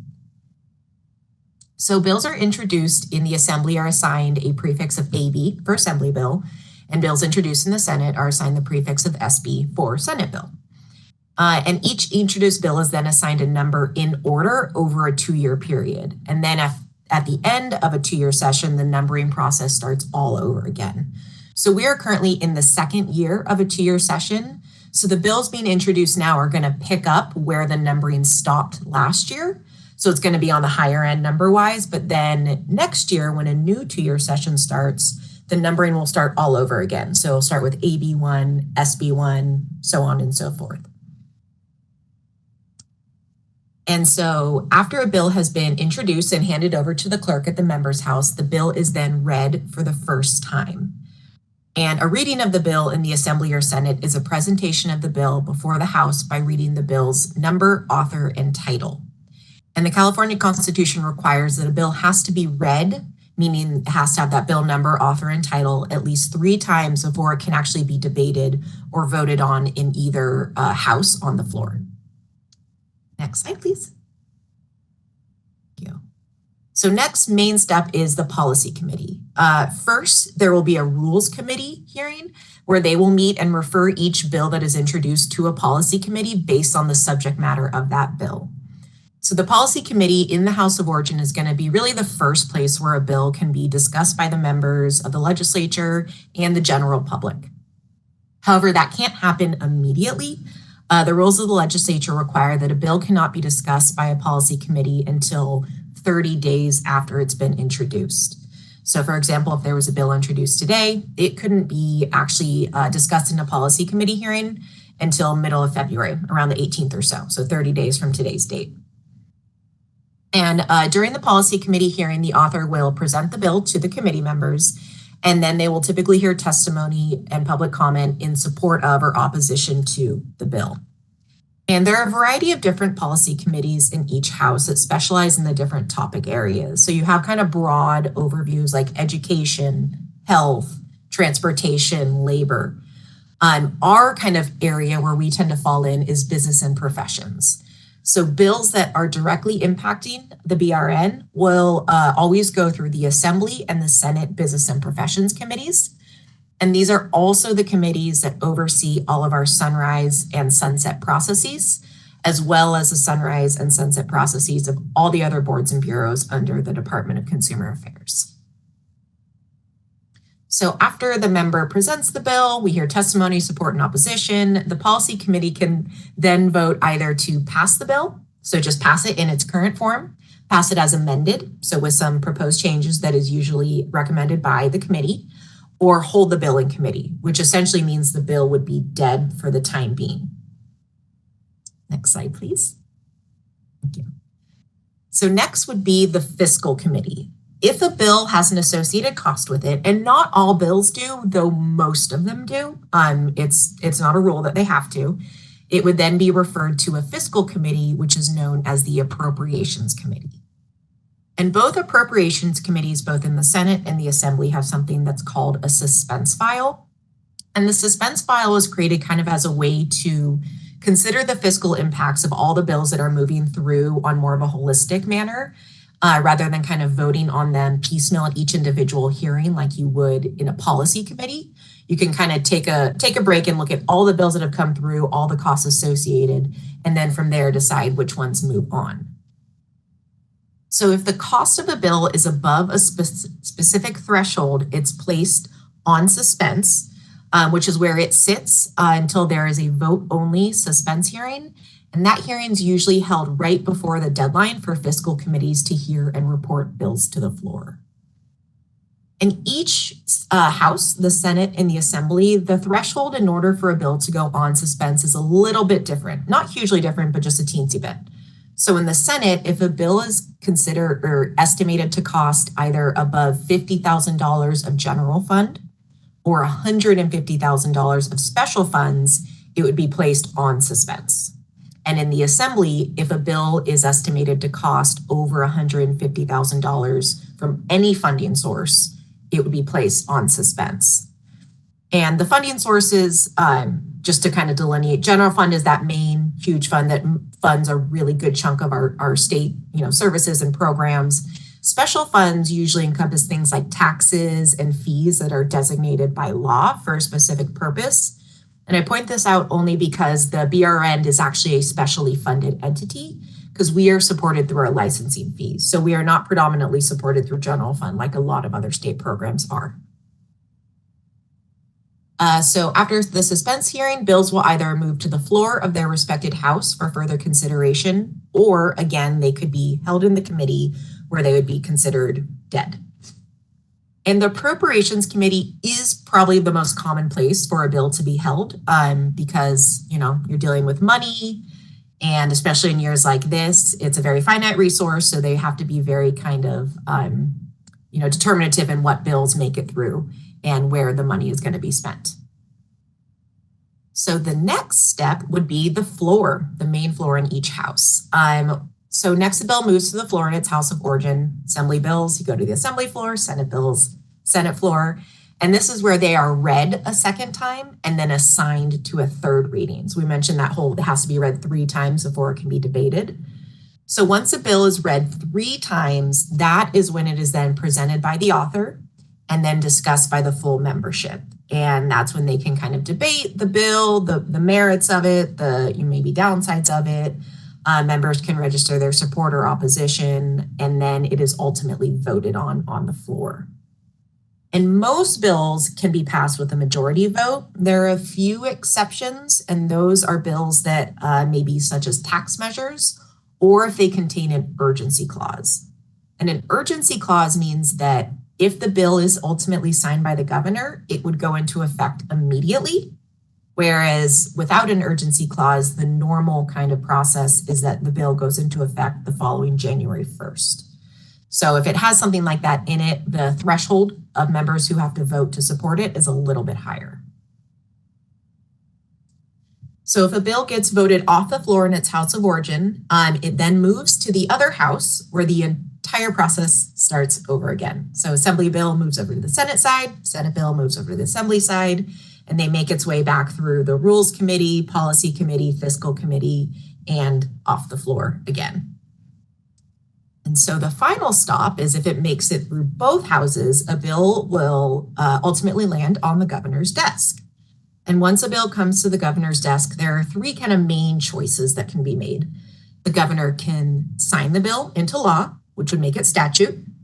The governor can veto the bill, which would kind of reject it altogether, and there's normally a message indicating why the veto is taken. Or the governor can actually choose to take no action and allow for a pocket signature. This isn't super common, but it is an option. And if the governor takes no action within the required timeline, the bill will automatically become law without their signature. So that's why it's kind of colloquially referred to as a pocket signature. The opposite of this actually occurs at the federal level, where if the president does not act on a bill within the required timeline, rather than it being automatically signed, it's automatically vetoed. So at the federal level, you probably have heard something referred to as a pocket veto. We have the reverse in California.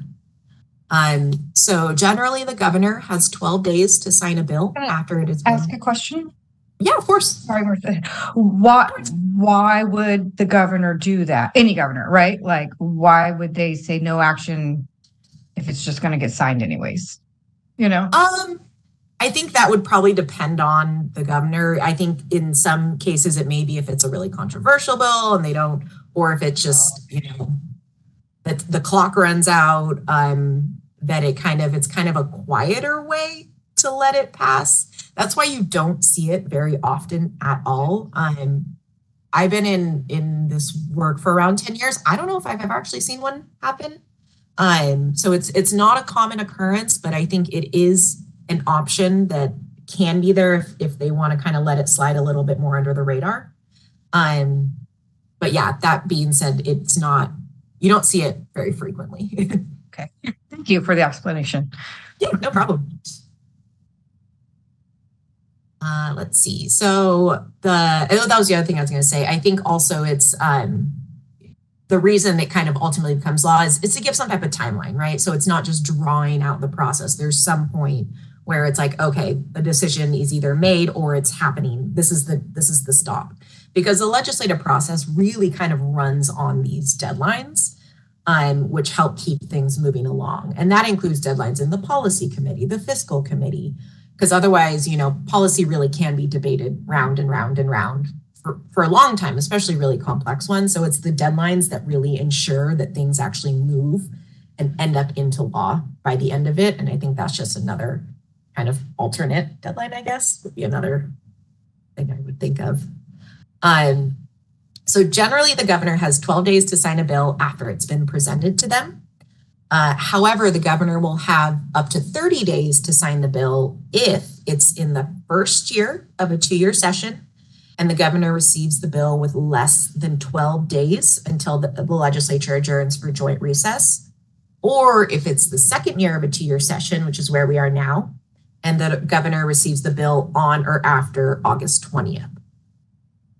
And so most bills you'll see will have those 30 days because there are some bills that move through the legislative process really quickly. There's not a lot of oppositions or needing to change it. It's kind of like everyone agrees and it moves very, very fast, and it could get to the governor's desk within a handful of months. Majority are going to take all the way through the end of session. They're going to go through the various committees. They may get amended. They may have to go back to committee. There's going to be more kind of debate that's going to take a little bit longer. So most bills arrive at the governor's desk within that kind of 30-day timeline versus the 12-day timeline. And once signed by the governor, most bills, like I said earlier, around the urgency clause will go into effect the following January 1st. Unless there was a 2/3 vote and it had an urgency clause, then the law could go into effect right when the governor signs it. And so a question may be kind of, where does the board fit into this whole process? So throughout the entire legislative session, I would be identifying, tracking, and analyzing bills that could potentially have an impact on the board, its operations, or just the field of nursing as a whole. So at each full board meeting, there is usually a standing agenda item for legislative updates. And for that agenda item, I'll typically provide members with a written analysis, kind of going over what a bill does, and then also a verbal overview of any newly introduced or recently amended pieces of legislation that we think may be of interest. After it's kind of generally presented, board members can then have an open discussion about each bill, debate the pros, the cons, ask questions, and then also receive input from members of the public through public comment. And so after their discussion, board members can decide to take a formal position on a bill if they wish, or they can decide to just kind of continue monitoring it, in which case they'll take kind of a watch position, meaning we're just going to kind of watch the bill, see where it goes, see if changes are made, and then maybe take a position at a later date. But if they do decide to take a formal position, there's a variety of different positions that can be taken. There's 4 that are probably the most common that I'll touch on real quickly, and that would be support. So we support the bill in its current form as it's written. Support with amendments or support seeking amendments, meaning we support the bill, however, we think kind of it would be improved upon or it should do X, Y, Z. And without those, we would probably kind of be more of a neutral stance. The other 2 most common would be oppose unless amended, meaning if these amendments weren't made, we would oppose the bill, but if they were made, we'd be in a neutral, potentially support, or an oppose. And that means we just, flat out disagree with the premise of the bill and don't think there's really any wiggle room in the language that could bring it to a point where we wouldn't oppose it. So those are really kind of the 4 big, strong ones. That being said, there are other positions that kind of take into account nuances of the various bills. So if a formal position... I'm sorry, it's Alyssa. A question, how would the nursing community, or is there a role in the nursing community letting the BRN know about a bill that they're interested in if it doesn't come up on the agenda? Yeah, so you can always reach out to, one of 2 ways. There's public comment, but then you can always reach out to myself or Lori. And I actually, during legislative session every week, I meet with Lori and our board chair / legislative committee chair. And I kind of present to them, here's a list of bills, I've been tracking or I've heard about, and they kind of, through that discussion, make the ultimate decision about which bills then go forward to the board for their vote. So you can always, if you have one that you think that could be something the committee should take a look at, please feel free to send it my way, mention in public comment, and then we'll kind of run it through the channels. Thank you. Yeah, of course. So if a formal position is ultimately taken, then I would communicate that position and any other pertinent information, such as maybe suggested amendments or reasons for the position, to the author's office and then the relevant legislative committees where the bill is being heard. So after that whole, Lori, did you have something? I did, real quick, just to kind of go back to Alyssa. That was good, Marissa. You just saw me come off mute. That was it. Right off. Nice. I was trying to be patient. One of the other things, Alyssa, that you might notice is if a bill is not on the agenda, it might just be not in our authority at all. What Marissa has done amazingly well this last year is separate things out into direct impact and indirect impacting bills. And so if there's a bill out there that directly impacts our Nursing Practice Act, that comes up in front of our board. If it's one that kind of impacts nursing, but it's not under our Nurse Practice Act, sometimes those will be heard. If it is kind of determined that if we voted on it as a board and supported or did not support, would have kind of an impact on the process of that bill going through. So the other thing that could happen is we could just not be aware of it. So please, please, please bring that to our attention if you feel that there is a bill that should be discussed by our board. We set alerts on Ledge Info where we do key terms and key words, and Marissa watches it, I watch it, and then various other people of our board watches it. But there have been times where we have missed a bill that had an impact that we did not discuss because we just weren't aware of it. So I think last year, Marissa, there was probably 50 bills that went through that we were kind of we as in you, I'm not taking any credit for that. We're tracking through the legislative session. And so sometimes that can be missed or prioritized out. And so if there is a specific reason, please bring it to our attention. I know that happened a couple of years ago. There was a school nurse bill that we were not aware of. And until a school nurse organization reached out and said, I'm not sure you guys are aware, but this is happening. And we're like, nope, not aware. Please, let's get this on. And we moved it through. So.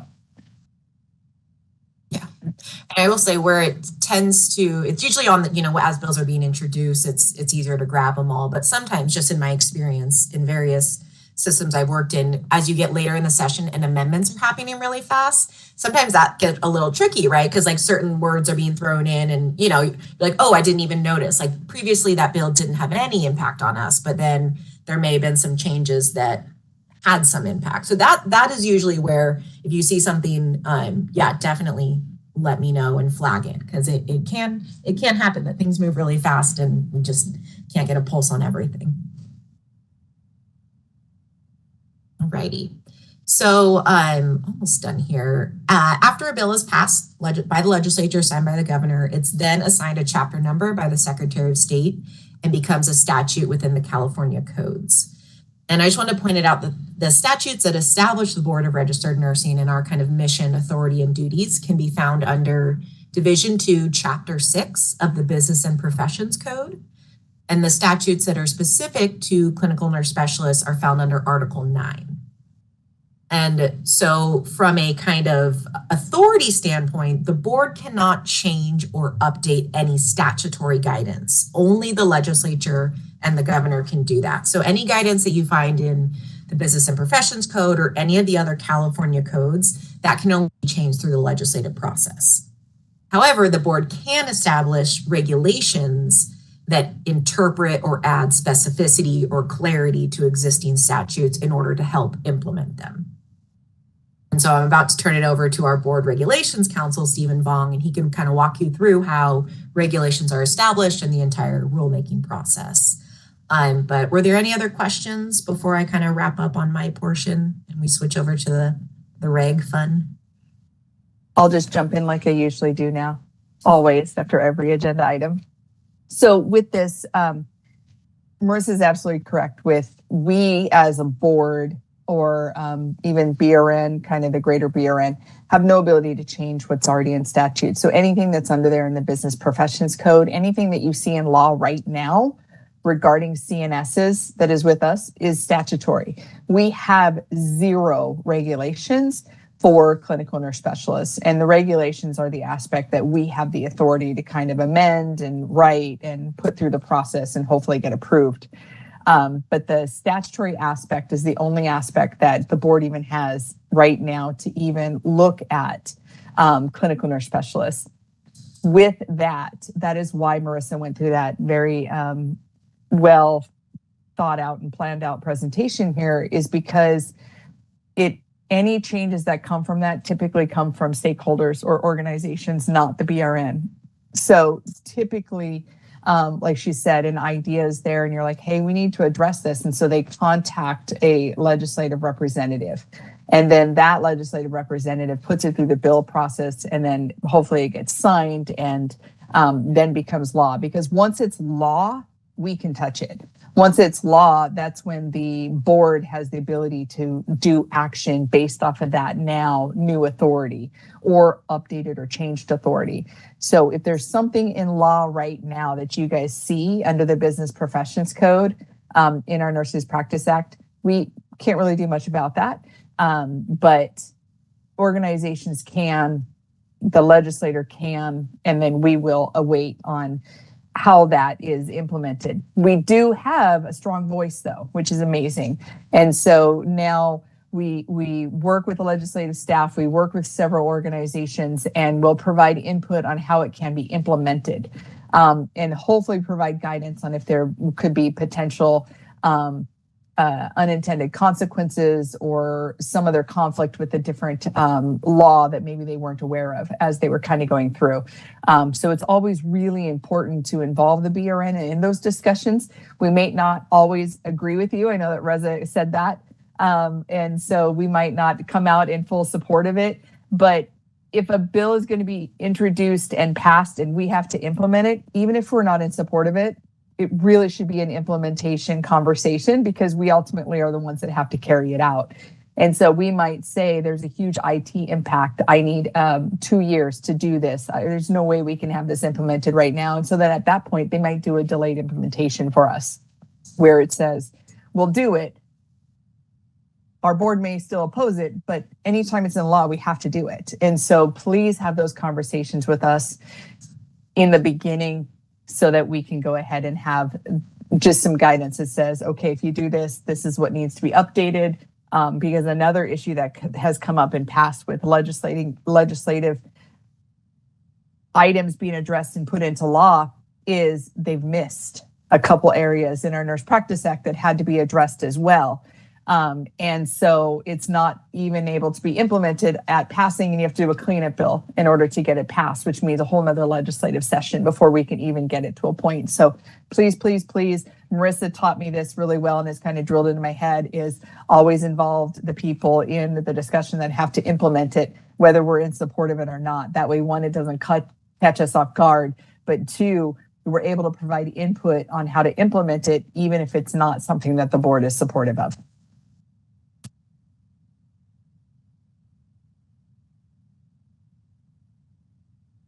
Is there anything more, Marissa, or just? Nope, I was just bringing any questions.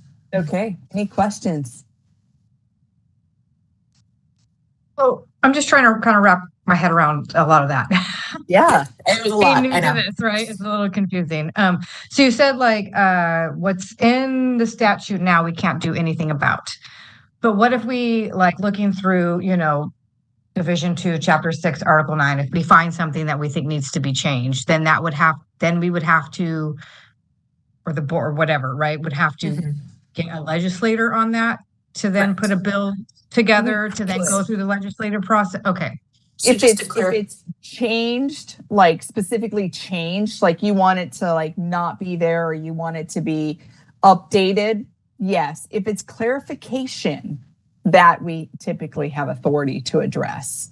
But if it's something more, that would be something. And so like one of the things that stands out to me in Business Professions Code 2838.2, and I'll grab my screen here really quick so that you guys see it. And so when I pulled this up, one of the things that I do think that needs to be addressed legislatively, are you guys able to see the screen? Are you seeing 2838.2? You guys are seeing it? Okay. If you look right here, number 1 on what it required to be a clinical nurse specialist, it says possession of a master's degree in a clinical field of nursing. It doesn't say as a clinical nurse specialist.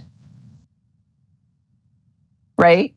So that to me looks like a legislative update that would need to be managed, so that we know that if you're a clinical nurse specialist, you should have went to school and got at minimum a master's degree as a clinical nurse specialist, right? Not just as a generalist. I right now have a master's degree in nursing. It's a general master's degree in nursing. And the way that this is kind of spelled out, that may possibly be interpreted that I could then qualify. I know that I can't qualify, right? Because I wasn't educated as a clinical nurse specialist. So those are some of the things that may be something that would need to be addressed legislatively to have that updated. We can, as a board, put those ideas forward to legislative staff. We could even propose a bill, but that's not guaranteed that that's going to happen. So those are some of the things where as you go through this process, you might identify some stuff. I would just, if it helps clarify, I typically say like we can't unilaterally change statute.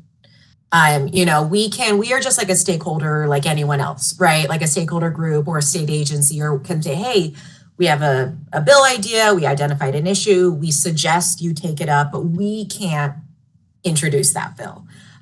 We can, support it and provide that just like any, but when it comes to regulations, if we have that statutory authority, we can say, hey, we want to update this. We want to start the process. We have a little bit more that ability to initiate things as long as there is the statutory kind of background for it.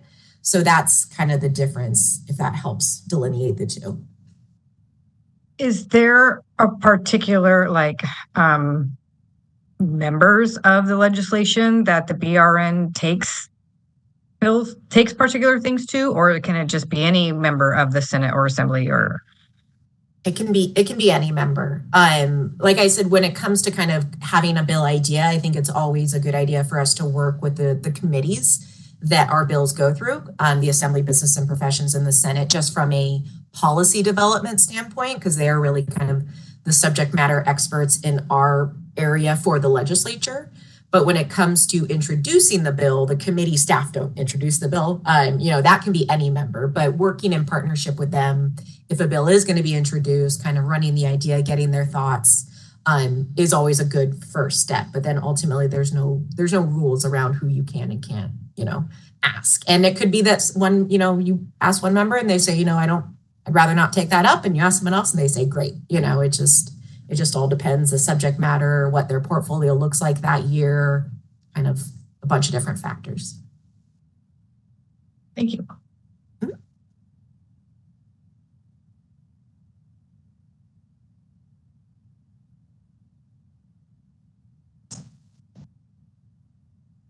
Okay, Stephen, I think you're up. I think we're finally ready. Moderator, can we have the slides back up?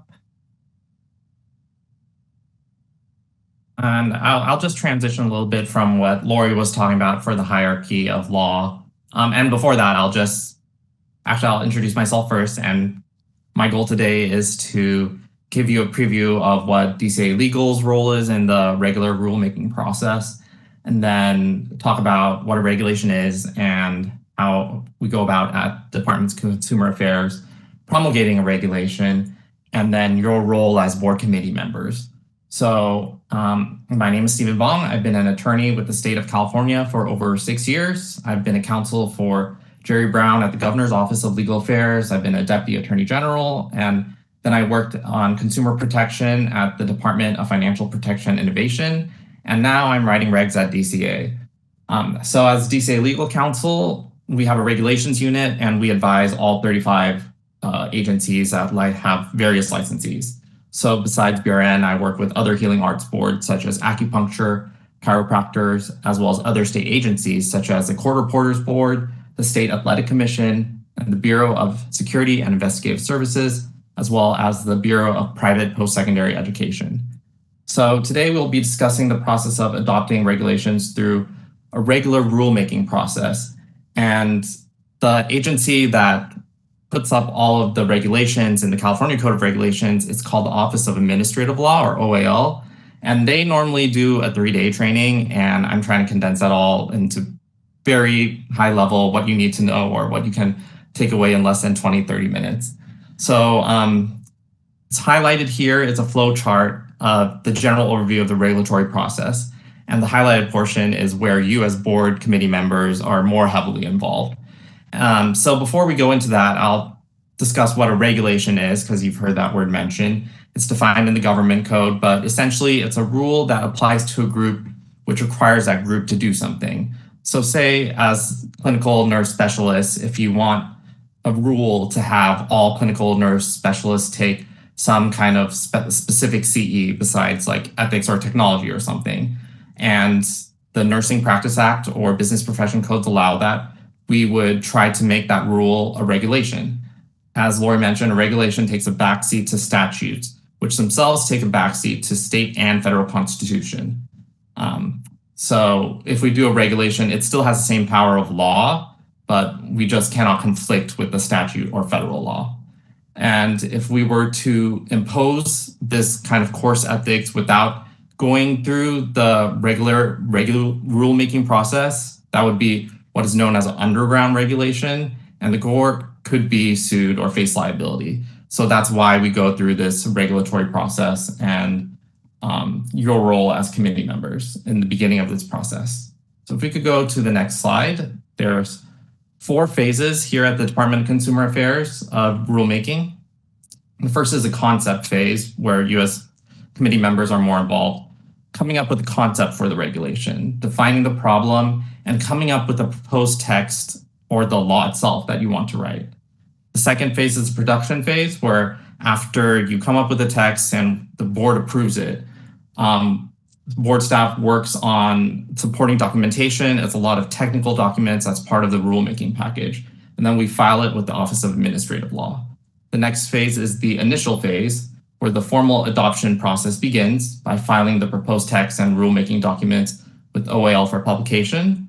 There's a 45-day public comment period and possibly 1 or more hearings to receive public comments. And after that is the final stage, where the board responds to comments received during the comment period, decides whether to modify text, and then acts as a board meeting to approve final text. Once the text is approved, staff finalizes supporting documentation and submits the final rulemaking file to OAL for final review. If we can go to the next slide. So concept is going to be the pre-filing stage and where heavy lifting occurs from a regulatory perspective. Generally, we have found that the board should address all of these objectives prior to filing your proposed regulation to help ensure a successful outcome. So if we could go to the next slide, I'll discuss a little bit more specifically your role as board committee members. So an idea for a regulation may originate from statute. It may be a statutory mandate. It could be an idea from Lori or other board staff. It could be an idea from yourselves or from other advocates who regularly interact with nurses. And based on your experience and knowledge in nursing as committee members, you are able to advise on this. So to start the process, the board's president, in consultation with the board's executive officer, Lori here, will place a regulatory concept on the board's agenda for discussion and possible action. Typically, board staff will develop concepts for regulatory proposals and bring these items to a board meeting and present the item to the board for discussion. However, if the proposal involves especially complicated or technical subject matter, the board may use a variety of methods to develop language, which could be assigning initial development activities to yourselves as a committee, or directing staff to hold stakeholder meetings or contract with subject matter experts, for example. So on the next slide, it's a sample of a committee of a different board that has been tasked by the board to work on development of text at a publicly noticed committee meeting, and then report back to the board by the way of meeting minutes. The board may choose to delegate staff to set up stakeholder meetings, but essentially all of the options will be set forth in meeting materials, typically in memos and attachments in the board's meeting materials. So once the final draft concept is ready, we can move on to the next slide. We prepare it for the board approval. The proposed text is generally provided in a document entitled Proposed Language to the board members, and the text is shown in underline for additions and strikeouts for deletions. So that is clear what proposed changes we're going to make to either regulations that are currently in the California Code of Regulations or new regulations. You can see examples of BRN's specific proposed language on the BRN's regulations page on its website. And there you'll see all parts of the rulemaking document. That document is provided along with a cover memo to board members explaining the problem, describing how staff's proposal would address the problem, and suggesting possible motions for the board to act on the proposal. If we can go to the next slide. So once the board approves text, then we enter to production phase, where board staff will work with myself, the regulatory unit, to create a rulemaking file, which includes a lot of technical documents, such as initial statement of reasons, and where we come up with the underlying data that supports the necessity for the rulemaking, And one thing I want to go back to too is, as board committee members, one thing that should be always on your mind is consumer protection and working with Department of Consumer Affairs and in your work in general. You should be thinking of how a rule relates to consumer protection. Like, for example, we're currently enacting implicit bias. How is this important for consumer protection as nurses, so that nurses don't discriminate in the public and treat everyone equally and treat all consumers equally? So before you think of certain concepts when regulating the licensees, we have to think of how it will benefit consumer protection, how it will benefit the health and welfare of Californians. And if you can think of that, that's super helpful in helping us get our rulemakings approved by the Office of Administrative Law. So in this phase, it's mostly out of the board's hand by now, and we work with other agencies, Department of Finance, and it also has to get all the files approved by the director of the Department of Consumer Affairs and the California Business, Consumer, and Housing Agency. So there's just a lot of level of review in terms of, besides the text, the documents that are relevant to the text. We can go to the next slide.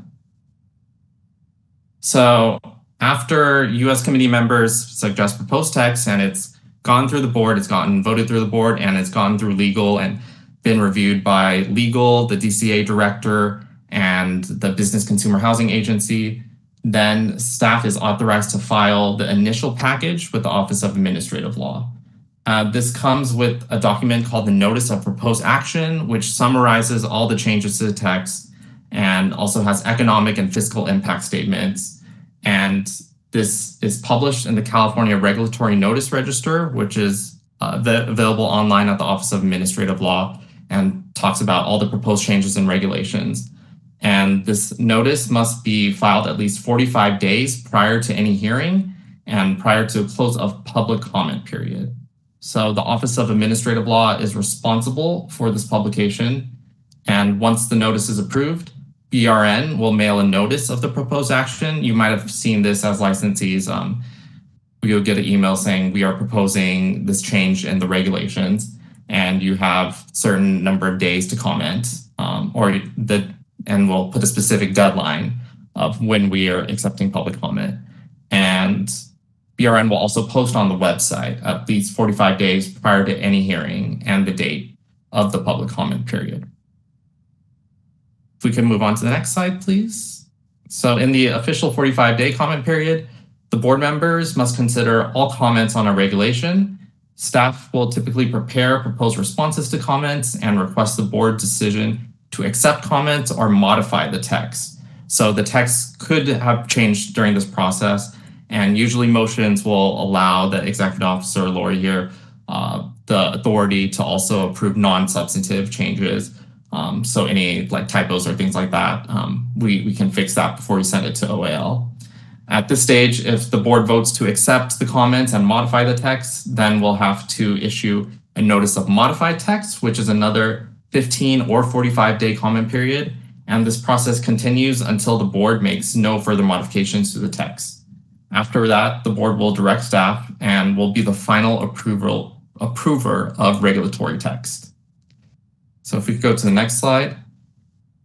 So I know Lori has mentioned before that this process might take a minimum of 2 years, but the board can see proposed text come back a number of times, and things, as a regulatory counsel, we don't always catch issues. I know a previous one had missed language before, and I had to bring language of the proposed text back to BRN for a meeting months later. So this process is just super long. There's too many levels of review, but it's just so that the public can participate. And as Reza was talking about, there's a lot of policy behind this that we want everyone to have a say. So as we receive input from legal, or as the laws change or public policy changes, DCA's boards have had regulations take sometimes 4 to 5 years to finalize because of all the back and forth.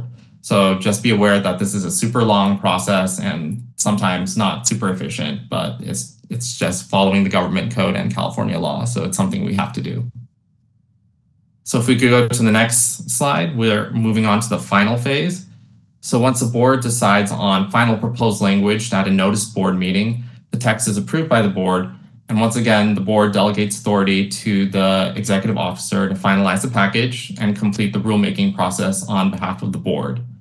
And if the motion is to approve the text, the executive officer will have the authority to make the non-substantive changes. And once again, it goes through review of the DCA director and the Business Consumer Housing Agency to make sure that all the comments are appropriately responded to and that the text looks good on their eyes. So there's just a lot of lawyers and directors who have looked at the text at this point. But it can still be rejected by OAL, who might find issues with it. The goal is to get it accepted by OAL. But yeah, so that is the final phase. So I'd like to go back, or if we can move on to the next slide, I'd like to bring it back to you as board committee members on how you can help us get the regulations passed. So as committee members, when you're having your meetings to discuss potential regulations, we suggest that you read the staff memo and materials prepared before the meetings and any document, and come prepared to ask questions, listen to comments, and discuss the regulations. In preparation, you should also review underlying data, and memos are really important as they provide options and reasons for the proposal, and supplemental materials may show you why proposed text is necessary, what the new regulations might look like, or what is being changed in the original text. And again, I want to emphasize, if you can think of why you want to change the regulation or how it relates to consumer protection, that's going to really help in how we prepare the rulemaking file for the Office of Administrative Law. And so when you're reading materials and preparations for meetings, you want to list any questions that you may have so you can come to the meeting prepared and ask board staff for clarity, or even approach staff prior to the meeting if you have questions about the regulations or proposed materials. As a board committee member, you may ask questions such as, what are other possible alternatives? Or if we can research, or if the board staff can research how other states or programs are handling similar issues affecting like clinical nurse specialists. So if we can move on to the next slide, here are some considerations for reviewing. And these are some of the major questions that the Office of Administrative Law will always ask in evaluating the standards under the Government Code and the California Code of Regulations. So consider, again, whether the changes are necessary and whether we have the authority, as Marissa and Lori and Reza have emphasized, like if it's in the Nursing Practice Act or in statute, do we have the authority to adopt the regulations? Does a proposal make specific to or interpret a law under our jurisdiction? Is it clear? And clarity is a big issue that the Office of Administrative Law does not approve our rulemaking files. For a law to be clear, it has to be readily understandable by the persons affected by the law. So think of if one of your colleagues or coworkers as a nurse would read this and find it, oh, does this make sense that I have to take 3 hours of certain CEs, or how do I report CEs? And then other questions to consider is it a harmony with, or does it conflict with California or federal statute or other regulations? And does it duplicate something already required in state or federal law or regulation? So as you're reviewing your regulations and preparing for meetings, I recommend that you refer back to these questions and ensure that they meet the standards of being clear, being understandable, and that we have the authority for it. So those are all the slides I have prepared. I'm available for questions, and I also open up to Lori and Reza and Marissa too, if you have any follow-up on the materials. Yeah, I think mine is just to reiterate that regulatory process is a lengthy process that goes through several layers of review. So it is not something, even I know that in establishing this process, we were given CNS sample regs that were turned in by the California CNS organization. We cannot just lift and shift that. I wish that we could. That's an amazing starting point. But what needs to be done is all of those technical documents that Stephen kind of talked about is we have to have what we call an ISOR and a NOPA and executive summary and all that kind of stuff. And so every single item that is requested to be added into regulation must have the statutory basis to launch from. And then we have to have evidence to back up why we are asking for this. And then we also have to put in any kind of impact that it would have on California, on businesses, on finances, et cetera, and if it's limiting in any way. And so there's a lot of work that has to go into that, not required by you guys, honestly. So what we would bring you guys in at that point is be subject matter experts. So when we get further out into the agenda items over the next hour, we'll get into hopefully getting to the last agenda item, which is establishing subcommittees. And so there may be some subcommittee work that's done on tying those regulatory concepts back to statutory authority and then giving us some evidence to support that. And that would be very, very helpful. But it'll probably be about a 2-year process at minimum. And any recommendation that comes from the committee is just that, a recommendation. It does go to the full board where the full board can alter, accept, add, delete any of those as it moves through the process. So I just wanted to kind of put that out there. And then Alyssa, I did see your hand go up. No, thank you for bringing that up because I know we worked on them and we actually had worked on regs way back in 1998. That, kind of got dropped. I think because the staff person left and we just kind of thought it was there. So I'm glad you recognize that and we have some starting point at least. So thank you. I mean, really, the thanks goes to you guys. That was a huge work and definitely a great starting point for us. And so I think that would be an amazing tool to have as we kind of move through this process. Any other questions before we go out to public comment? This is information only, and it does wrap up this section, and then we'll start moving through the rest of the committee meeting if there's nothing more. Yeah, I had some questions, not particularly about what we just spoke about, which means I don't know if I can ask it. You It's totally not on the can, agenda. and we'll direct you if need be. Yeah. In the board member orientation training. Yes. Can I ask a question about that?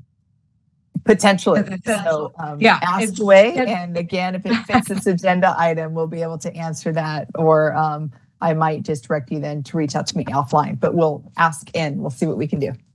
I think that's probably what's going to happen. I just, it has a list of our training that we're supposed to do, like this ethics training and yes, so I just didn't know when we're supposed to do that.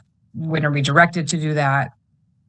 Ooh, you will be getting an email from, all of the advisory committee members will be getting emails from our board operations, and they will give you links on how to complete all of those trainings and get those done. There are timelines to do that.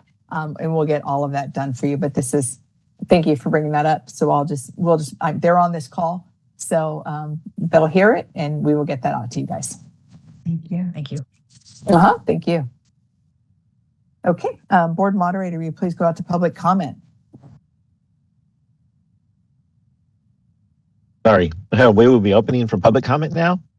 Please refer to the screen share for members of the public to see how they should type in their request for comment. I've activated the question and answer feature. Members of the public can indicate they would like to make a comment by typing into the question box, "I would like to make a comment." Please remember you will have 2 minutes to make your comments.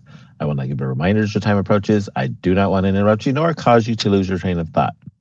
I will mute your microphone and inform you that your time has expired and we'll move on to the next member of the public. I'll pause for a moment for members of the public to type in, "I would like to make a comment."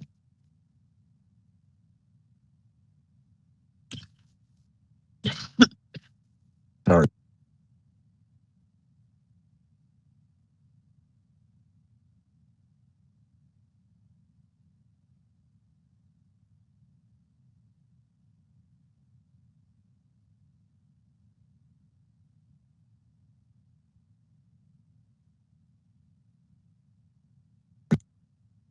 Board EO Melby. There are no public requests for comments in the WebEx.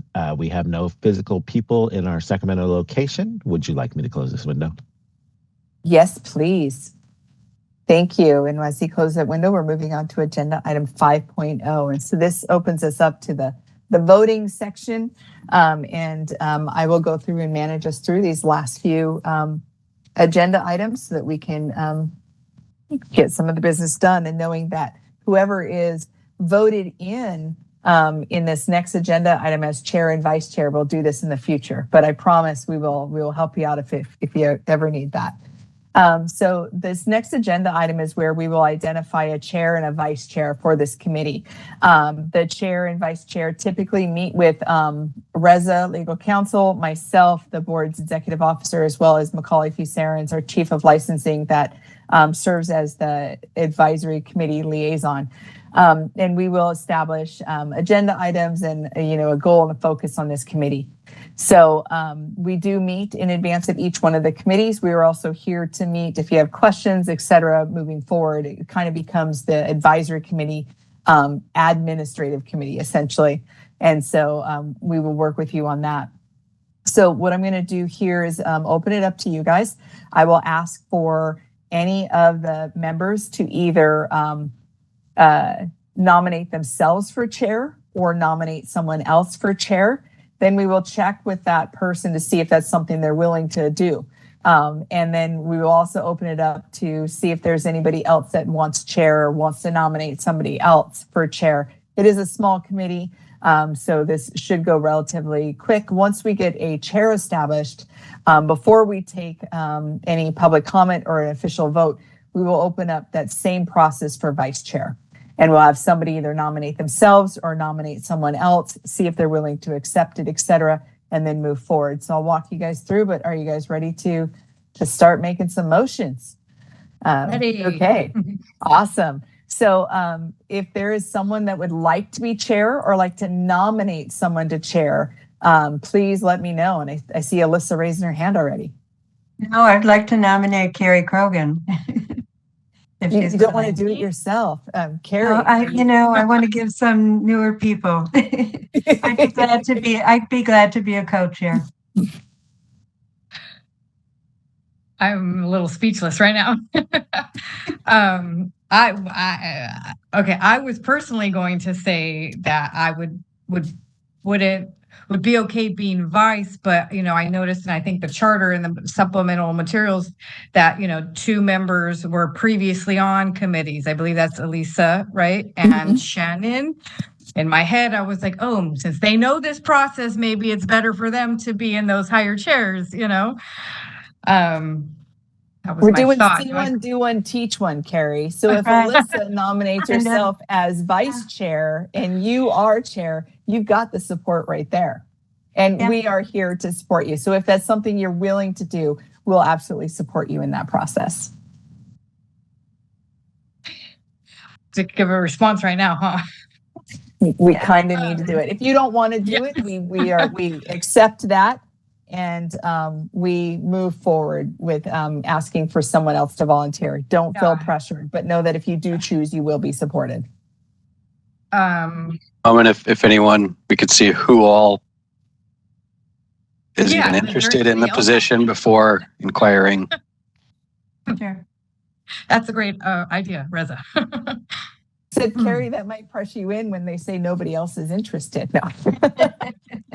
But maybe somebody is. I want to give you the opportunity to say, no, this is really not what you're ready for. You have other work, stuff like that you want to do before that happened. Because typically in these situations, we don't get a second person. But absolutely, Reza, we will open it up. Is there anybody else that would like to be chair or like to nominate someone else for chair?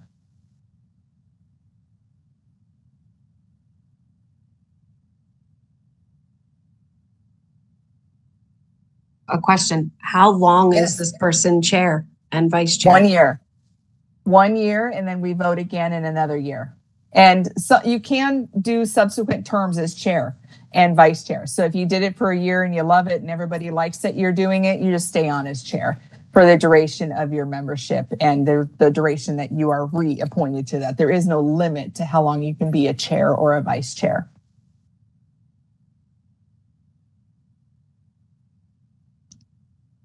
Carrie, if you if you don't want to be chair, I think I could handle being chair for a year. with please take it that from me. support.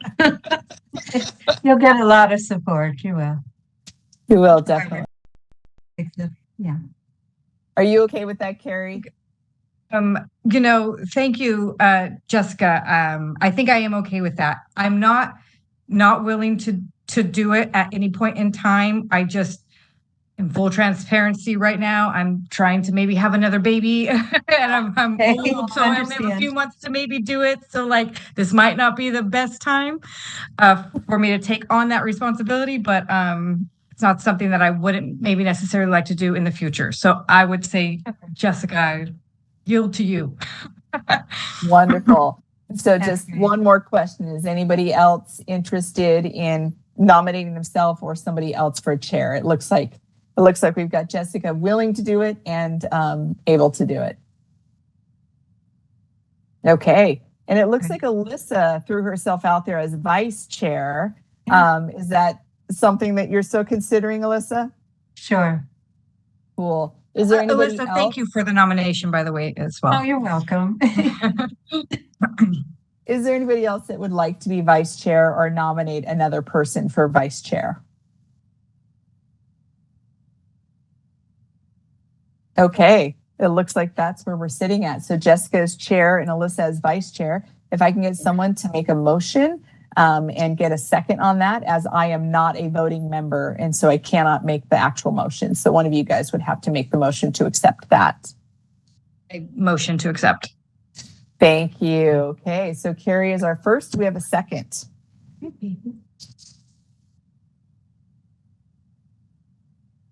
Did we get a second? Did I hear a second? Can I do that or no? Yes. Yeah, totally can. Okay. Yep. And so Jessica would second that. Perfect. So at that point, board moderator will go out to public comment. Public comment now. Please refer to the screen share for members of the public to see how they should type in their request for comment. I've activated the question and answer feature. Members of the public can indicate that they would like to make a comment by typing into the question box, "I would like to make a comment." Please remember, you will have 2 minutes to make your comments. I will not give a reminder as your time approaches. I do not want to interrupt you nor cause you to lose your train of thought. I will mute your microphone and inform you that your time has expired, and we'll move on to the next member of the public. I'll pause for a moment for members of the public to type in, "I would like to make a comment."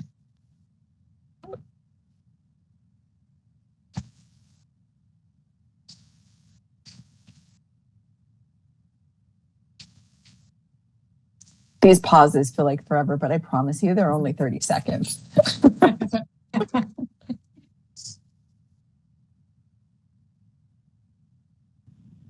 Board EO Melby, there are no public requests for comments in the WebEx. We have no physical people in our Sacramento location. Would you like me to close this window? So at this point that we had no public comment, I will go and put it out for a roll call vote. I will call your name, and if you can unmute at that point and either say yay or nay, then we will go ahead and take your vote and move forward to the next agenda item. If at ever any point, you guys are 5, but say only 4 people showed up and there were 2 that in support and 2 that were in opposition, the motion would fail and we would go back out and make another motion. But because it is an odd number, typically motions will pass even if it is like a 3-2 kind of process, or fail if it's a 3-2 process. So right now in front of us, we have chair as Jessica and vice chair as Alyssa. And we'll open it up to Angelique for you to come off mute and let us know if you're in support or opposition. Angelique, I saw you unmute and mute again pretty quickly, so I think there was just an error on your end. We did not catch a vote. Yay. Yay, perfect, awesome. Alyssa. Alyssa Brown, yay. Okay, Jessica. And it could be yes. I totally just said yay. You don't have to actually say that. I'm so sorry.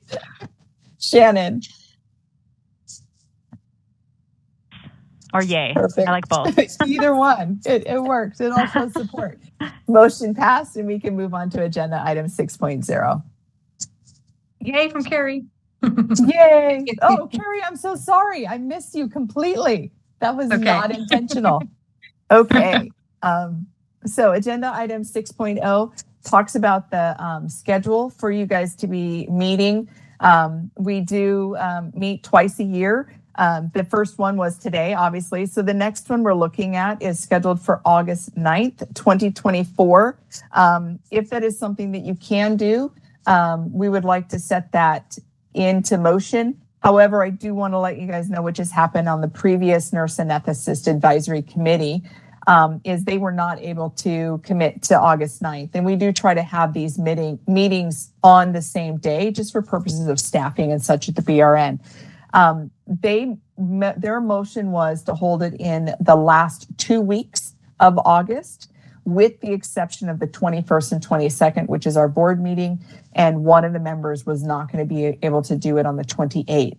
So you could, if the August 9th is what you guys are dead set on, we could work towards accommodating that.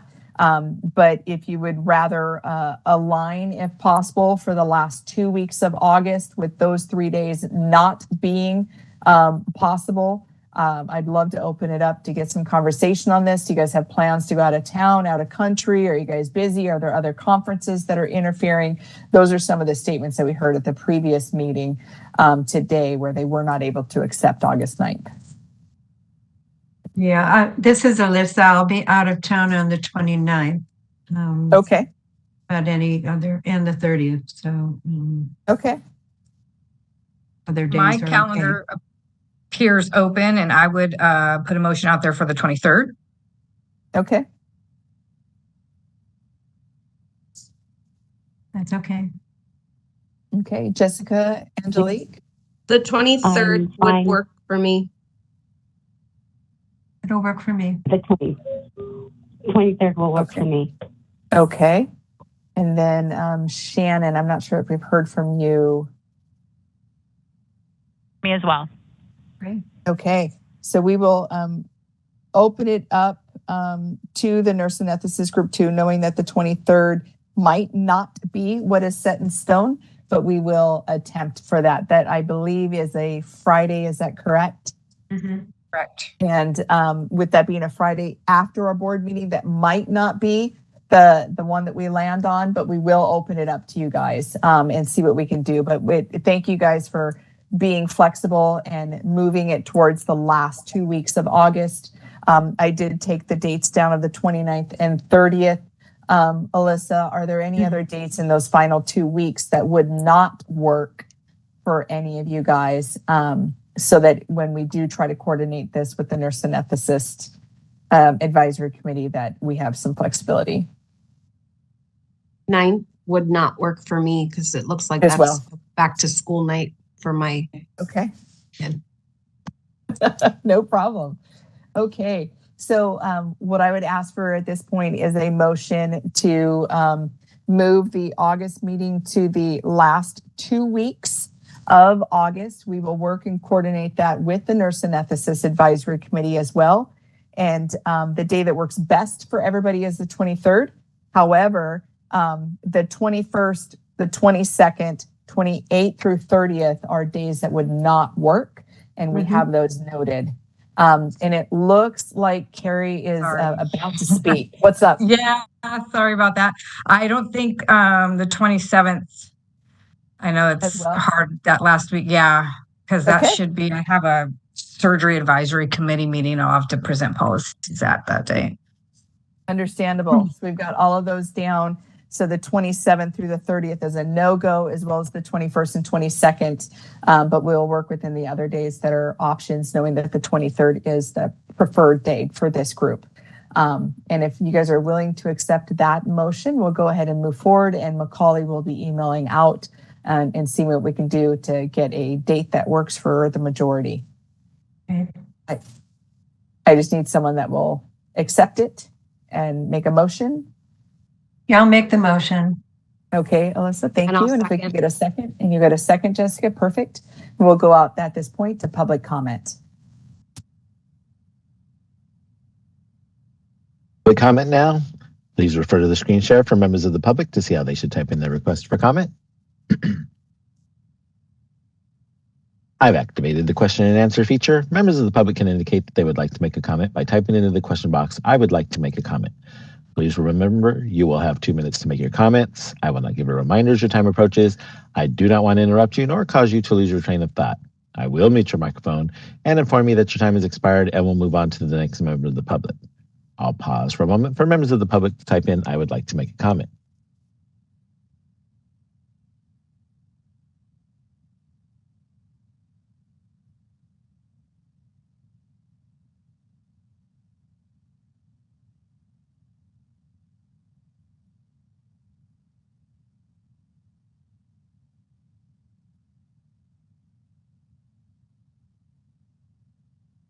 Board EO Melby, there are no public requests for comments in the WebEx. We have no physical people at the Sacramento location. Would you like me to close this window? Yes, please.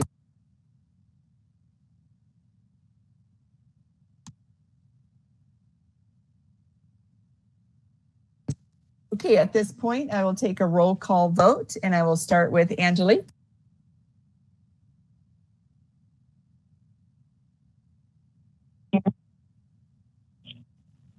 Angelique here. Thank you. I was able to hear that. That was in support. Is that correct? Yes. Yes. Okay, thank you. We'll go into Alyssa. Hey, Jessica. Yes. And Carrie, I'm not going to miss you this time. Carrie? And Shannon. Shannon, yes. Perfect. Thank you so much. We will move on to agenda item 7. So agenda item 7 discusses term lengths. And so similarly to what happened when our board was sunset and then eventually reestablished back in about 2010, they had to establish a committee that nobody termed out, where they all did not term out at the same exact time. So we do need to stagger some term lengths this time around, and it will not happen, going forward. So we do have 4 clinical nurse specialists and 1 public member. The 1 public member does serve a period of 4 years. However, I do need 2 people to volunteer to either serve in the clinical nurse specialist role for 3 years, or 2 people to volunteer that they would like to do the 4-year term. So I will open it up to you guys for volunteers to do either 3 or 4 years. This is Alyssa. 4-year. Oh, go ahead. Sorry, Alyssa. Okay, No, so go ahead. Carrie, you would like 4 years? I would volunteer for 4, yes. Thank you. And Alyssa? 3. 3? Yeah. Okay. Okay, so that leads the last person as a 3. Is that acceptable? Is that me, Shannon? It would be you, Shannon. I'm fine with that. Okay, Thank you. perfect. So I have Carrie and Jessica as 4 years, Alyssa and Shannon as 3 years, and Angelique, you're with us for 4 years as it is. Is that okay? And if that is a motion that everybody agrees on, if I can get someone that would accept that motion and do make it. I'll make the motion again. Okay, and that was I'll second the motion. correct. So Carrie was a second and Jessica was a first. Is that what I I heard? think or? Elisa was the first. Alyssa and then I was think first. or Alyssa, sorry. Me and Jessica both said at the same time, so pick either one of us. Okay.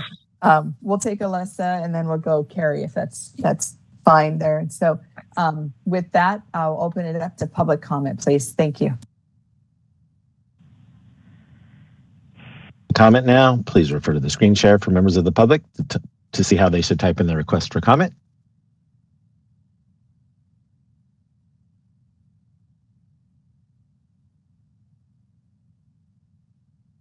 Okay, I can't get the Q&A to open. Sorry. There it goes. I've activated the question and answer feature. Members of the public can indicate they would like to make a comment by typing into the question box, "I would like to make a comment." Please remember, you will have 2 minutes to make your comments. I will not give a reminder as your time approaches.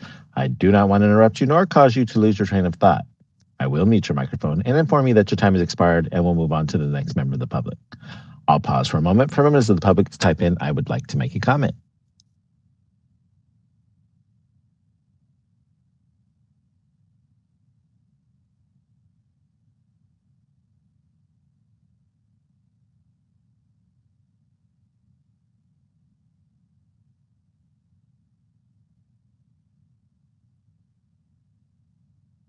Nimian would like to make a comment. 1 second, please.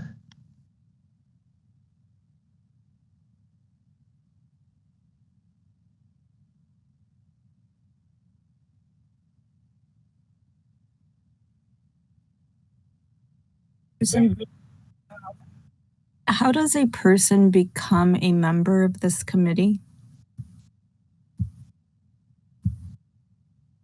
Necessarily part of this agenda item, but I could speak to that really quick. We did put a call to action a little over a year ago, and there was an application process, and the people were reviewed and screened by myself and BRN staff, and then it was put forward to the admin committee, and it was accepted by our board, and then this was established. And if you have additional questions on that, you can go ahead and email me, and I'd be happy to kind of go through that process. And my email is Loretta, LORETTA .Nelby, MELBY @dca.ca.gov. Thank you. Thank you. I was just going to add to that at this point, the committee is a 5-member committee, so it's those 5 seats are filled. So stay tuned if you're interested for a vacancy to open up, which, as we just established, 3 and 4 year terms. But if one of our members happens to need to resign or for some other reason, I think upon a vacancy at this point is how that would a seat would open up. Yeah, and we did have one incident in one of our advisory committees where they moved out of state. And so even though these are virtually held, it does require you to be in state to be a member of this committee. So that was one of the issues that did come up. Now, we have had people participate remotely out of state, but they were still residents of in-state, practiced in-state, and they were still here. So that does occur. Thank you with that. Okay, is there any more public comments, board moderator? No, ma'am. There are no public comments on the WebEx, and we have no physical people at the Sacramento address. Would you like me to close this address? Yes, this window? Please. Close the address.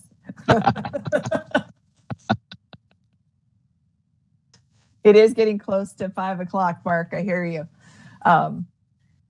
So thank you guys for that. That motion carries, and we will move on to, motion to vote. And so at this point, I'll do another roll call vote. Angelique?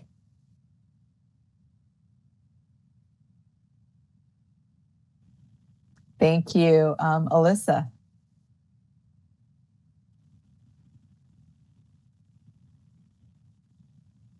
Alyssa? Yes. Okay, there we go. Thank you. Jessica? Okay, Carrie? Carrie, yes. And Shannon?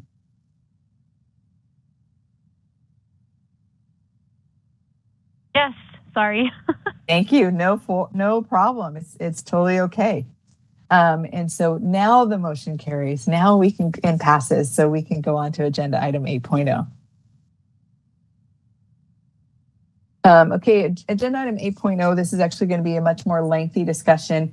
We do have 30 minutes, so I am going to do a time check on us to make sure that we can hopefully get through this final agenda item.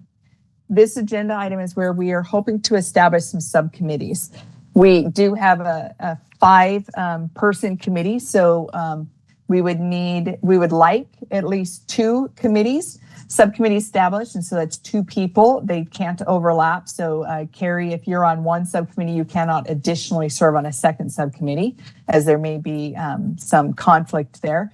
So, and there is an option for a 3rd subcommittee to be formed. It's a subcommittee of themselves, But just because we can't have another person join, and that's an odd one out, but not necessary. So if you want to, you can form up to 3 subcommittees. If you guys are more comfortable with 2 subcommittees, that's fine, but it can only be 2 people per subcommittee. So that third person that, or that one person that does not have a committee would not be participating in a subcommittee at this point if they don't want to be a subcommittee themselves. With that, we will have support offered to you guys, as some of these topics tend to be pretty heavy.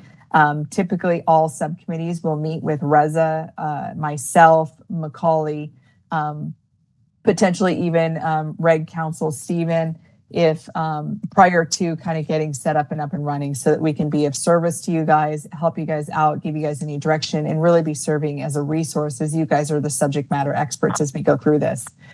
So consistent with what happened at the prior advisory committee this morning, some of the discussions that I've been hearing from stakeholders as what needs to be addressed and what they would like to be addressed by our advisory committee in subcommittees would be really cleaning up our website. And so if there is a subcommittee of 2 people that would be interested in just kind of going through our website, seeing if there's stuff on there about CNSs that is not accurate, that needs updated, maybe information that should be added to our website that's not there, that would be a suggestion that we would have if you guys don't have something already in mind for a subcommittee. And the other one that we were looking at, that we were hearing from public, and obviously Alyssa today, is CNS regulations.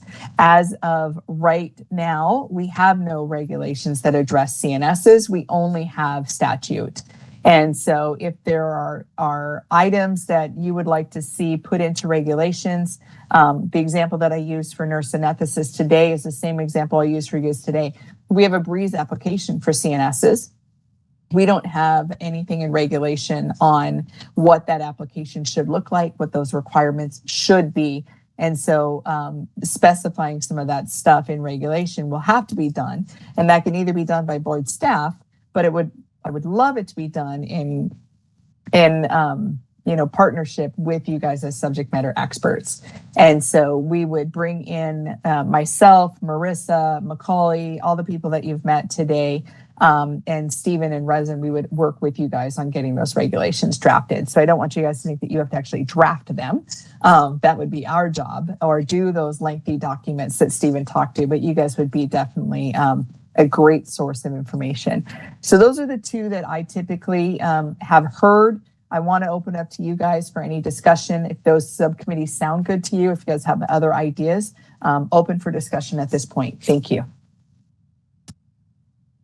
This is Alyssa. I mean, they sound good. I'd be glad to work on the regulations one. Now, would that also cover the application process, or what goes in that? Yeah. Okay.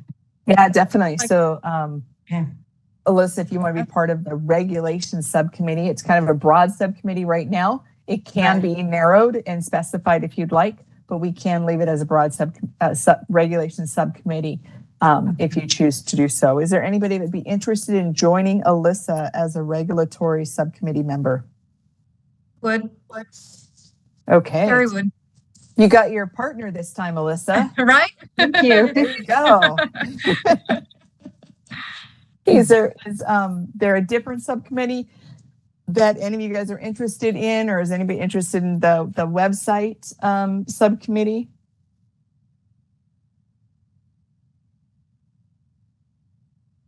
And Carrie and Alyssa can't do it as they're now. Some other examples of subcommittees besides website. Goodness, anything that you think that directly impacts CNS in California that you think the board can have an impact with. Again, remembering, like, if there's facility issues, we can't address that. Facilities fall under California Department of Public Health. If it's a billing, again, we can't address that because that's under CMS. If you're looking at changing scope of practice, that does not really happen with us, unfortunately. That does happen through the legislative process.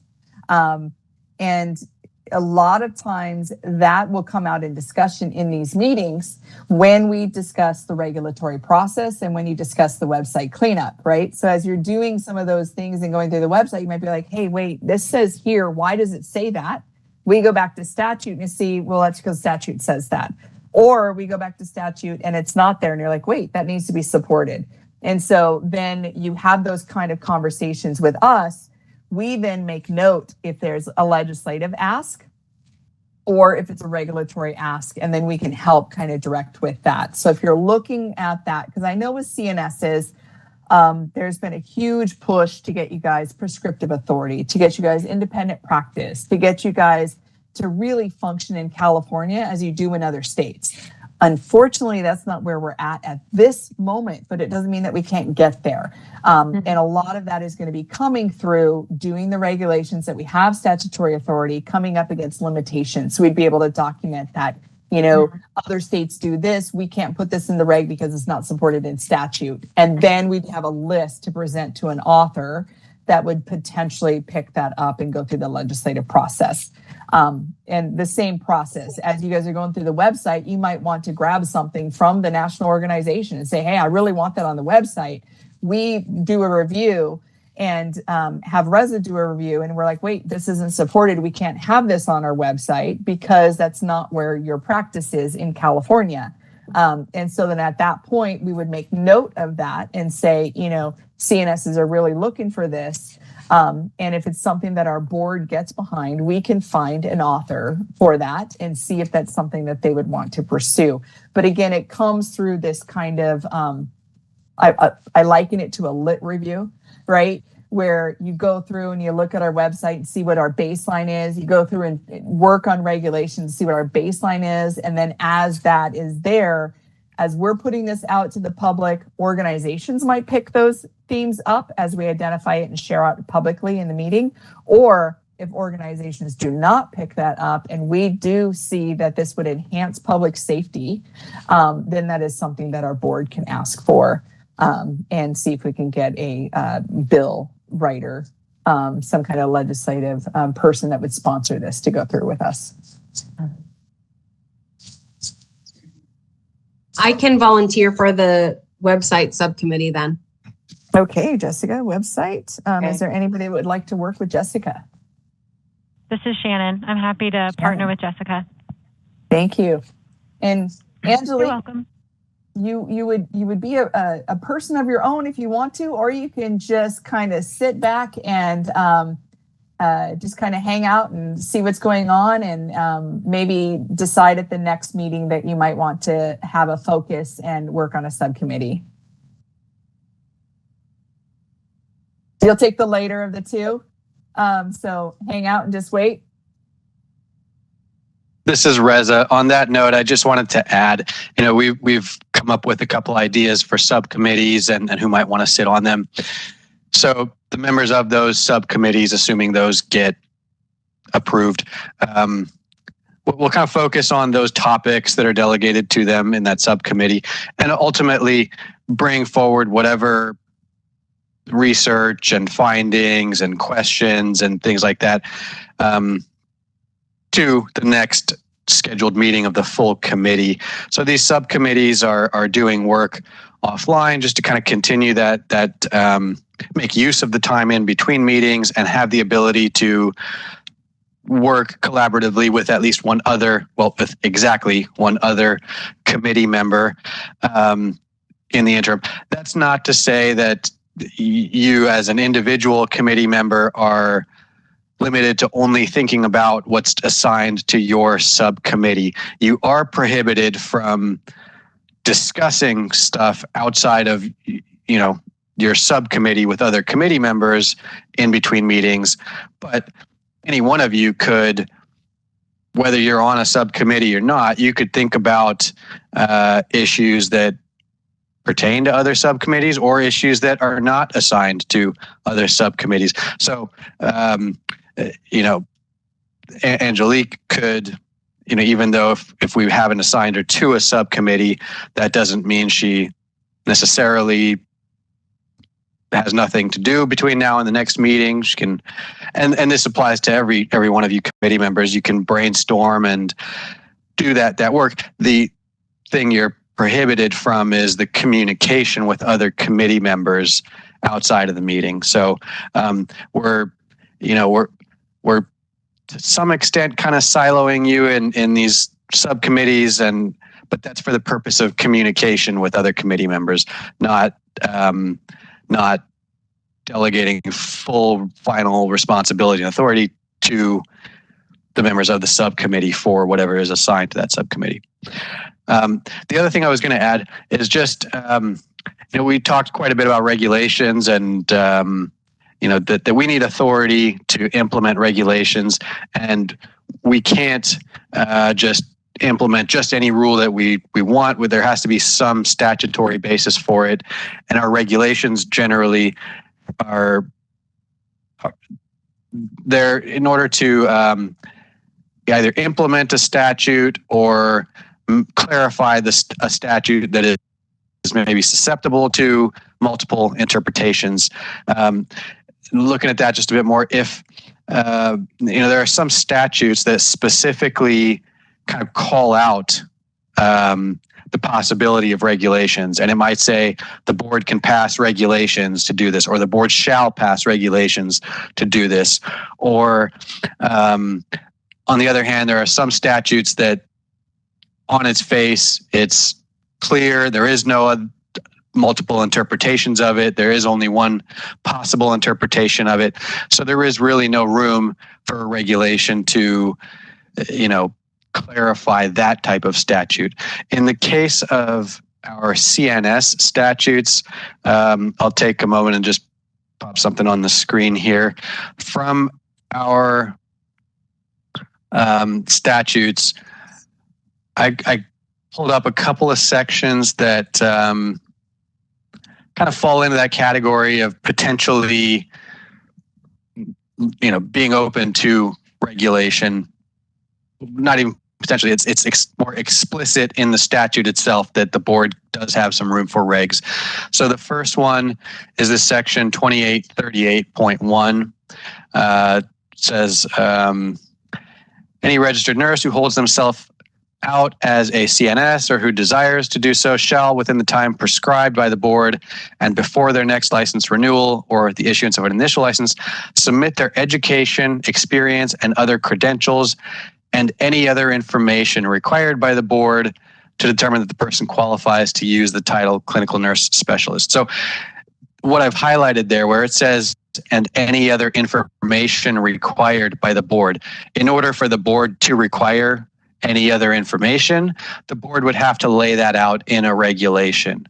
So that's one example of an area where the statute kind of explicitly gives us room to implement a regulation. So our regulations subcommittee could deal with this, or you could have a regulations subcommittee that is not just regulations generally, but specifically regulations surrounding this.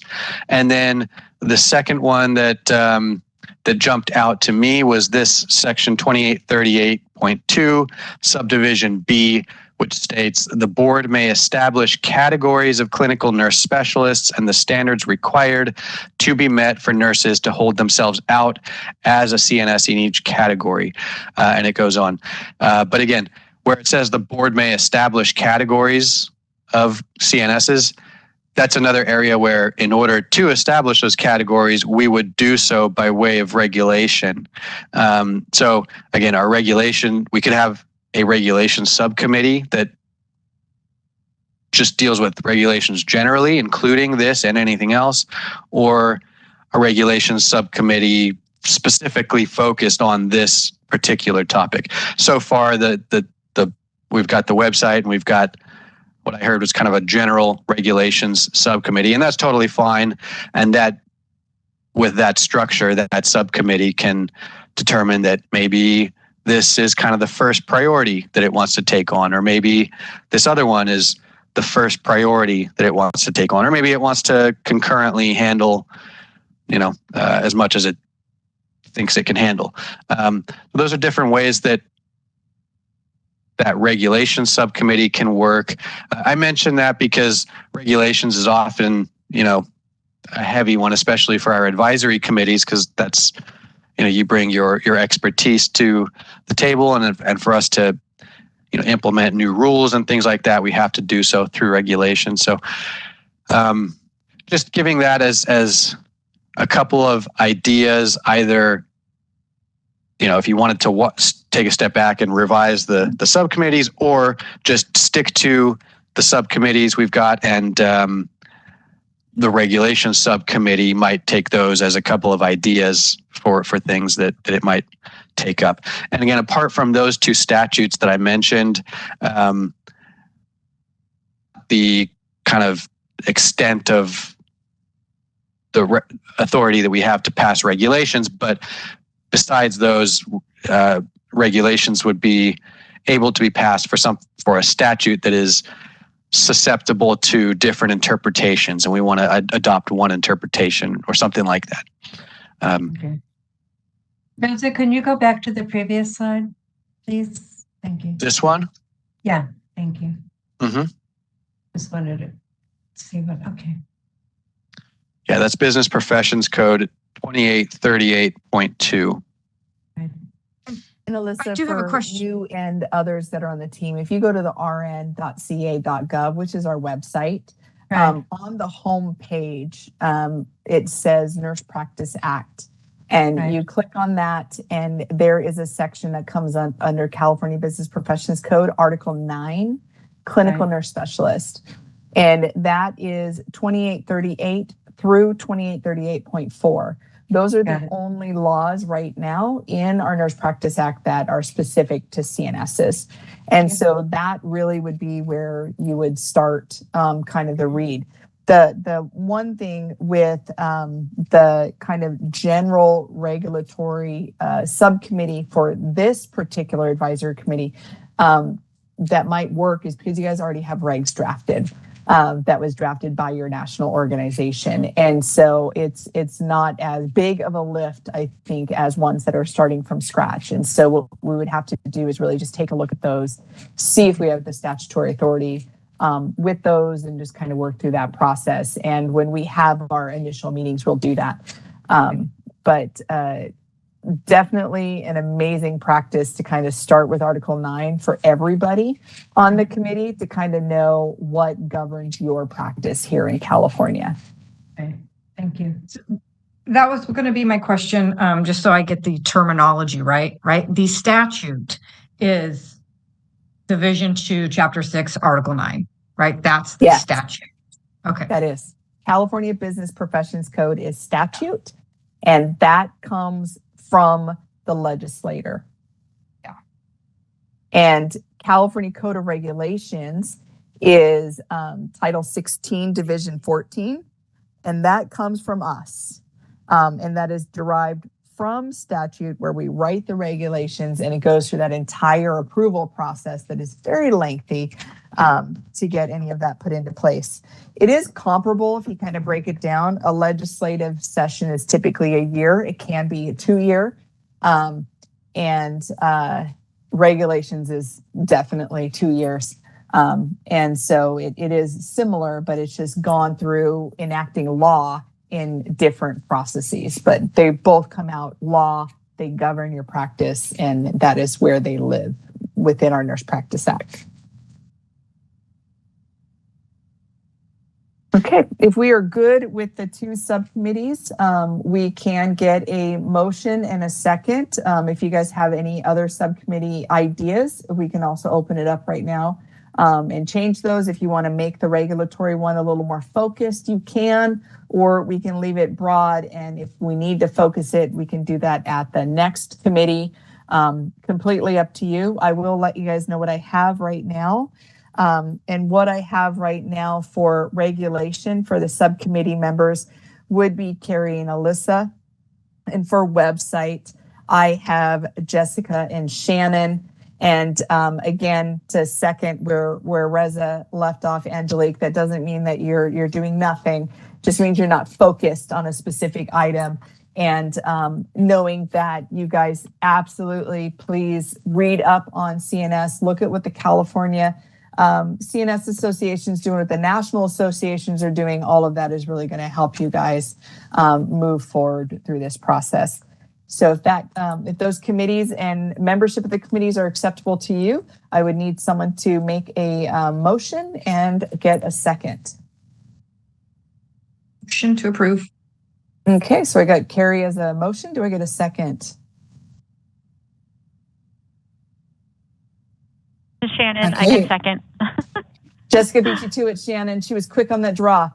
Okay, we'll go out to public comment at this point. Board moderator.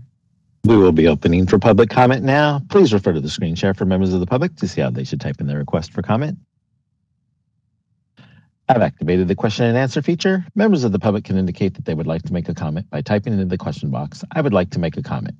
Please remember, you will have 2 minutes to make your comments. I will not give a reminder as time approaches. I do not want to interrupt you nor cause you to lose your train of thought. I will mute your microphone and inform you that your time has expired, and we'll move on to the next member of the public. I'll pause for a moment for members of the public to type in, "I would like to make a comment."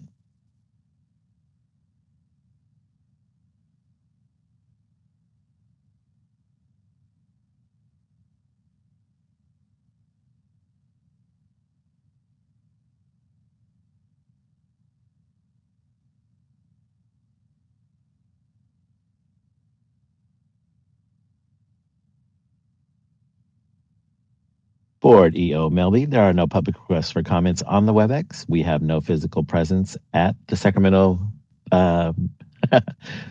meeting room. Would you like me to close this window? Yes, I would. Thank you. So I'll go ahead and do a roll call vote. Angelique? Okay, and we have Alyssa. Yes, thank you. You're welcome. Jessica? Alarm's going off, but I approve that. No problem. Thank you. Carrie? Carrie, yes. Okay, Shannon? Perfect. So moved.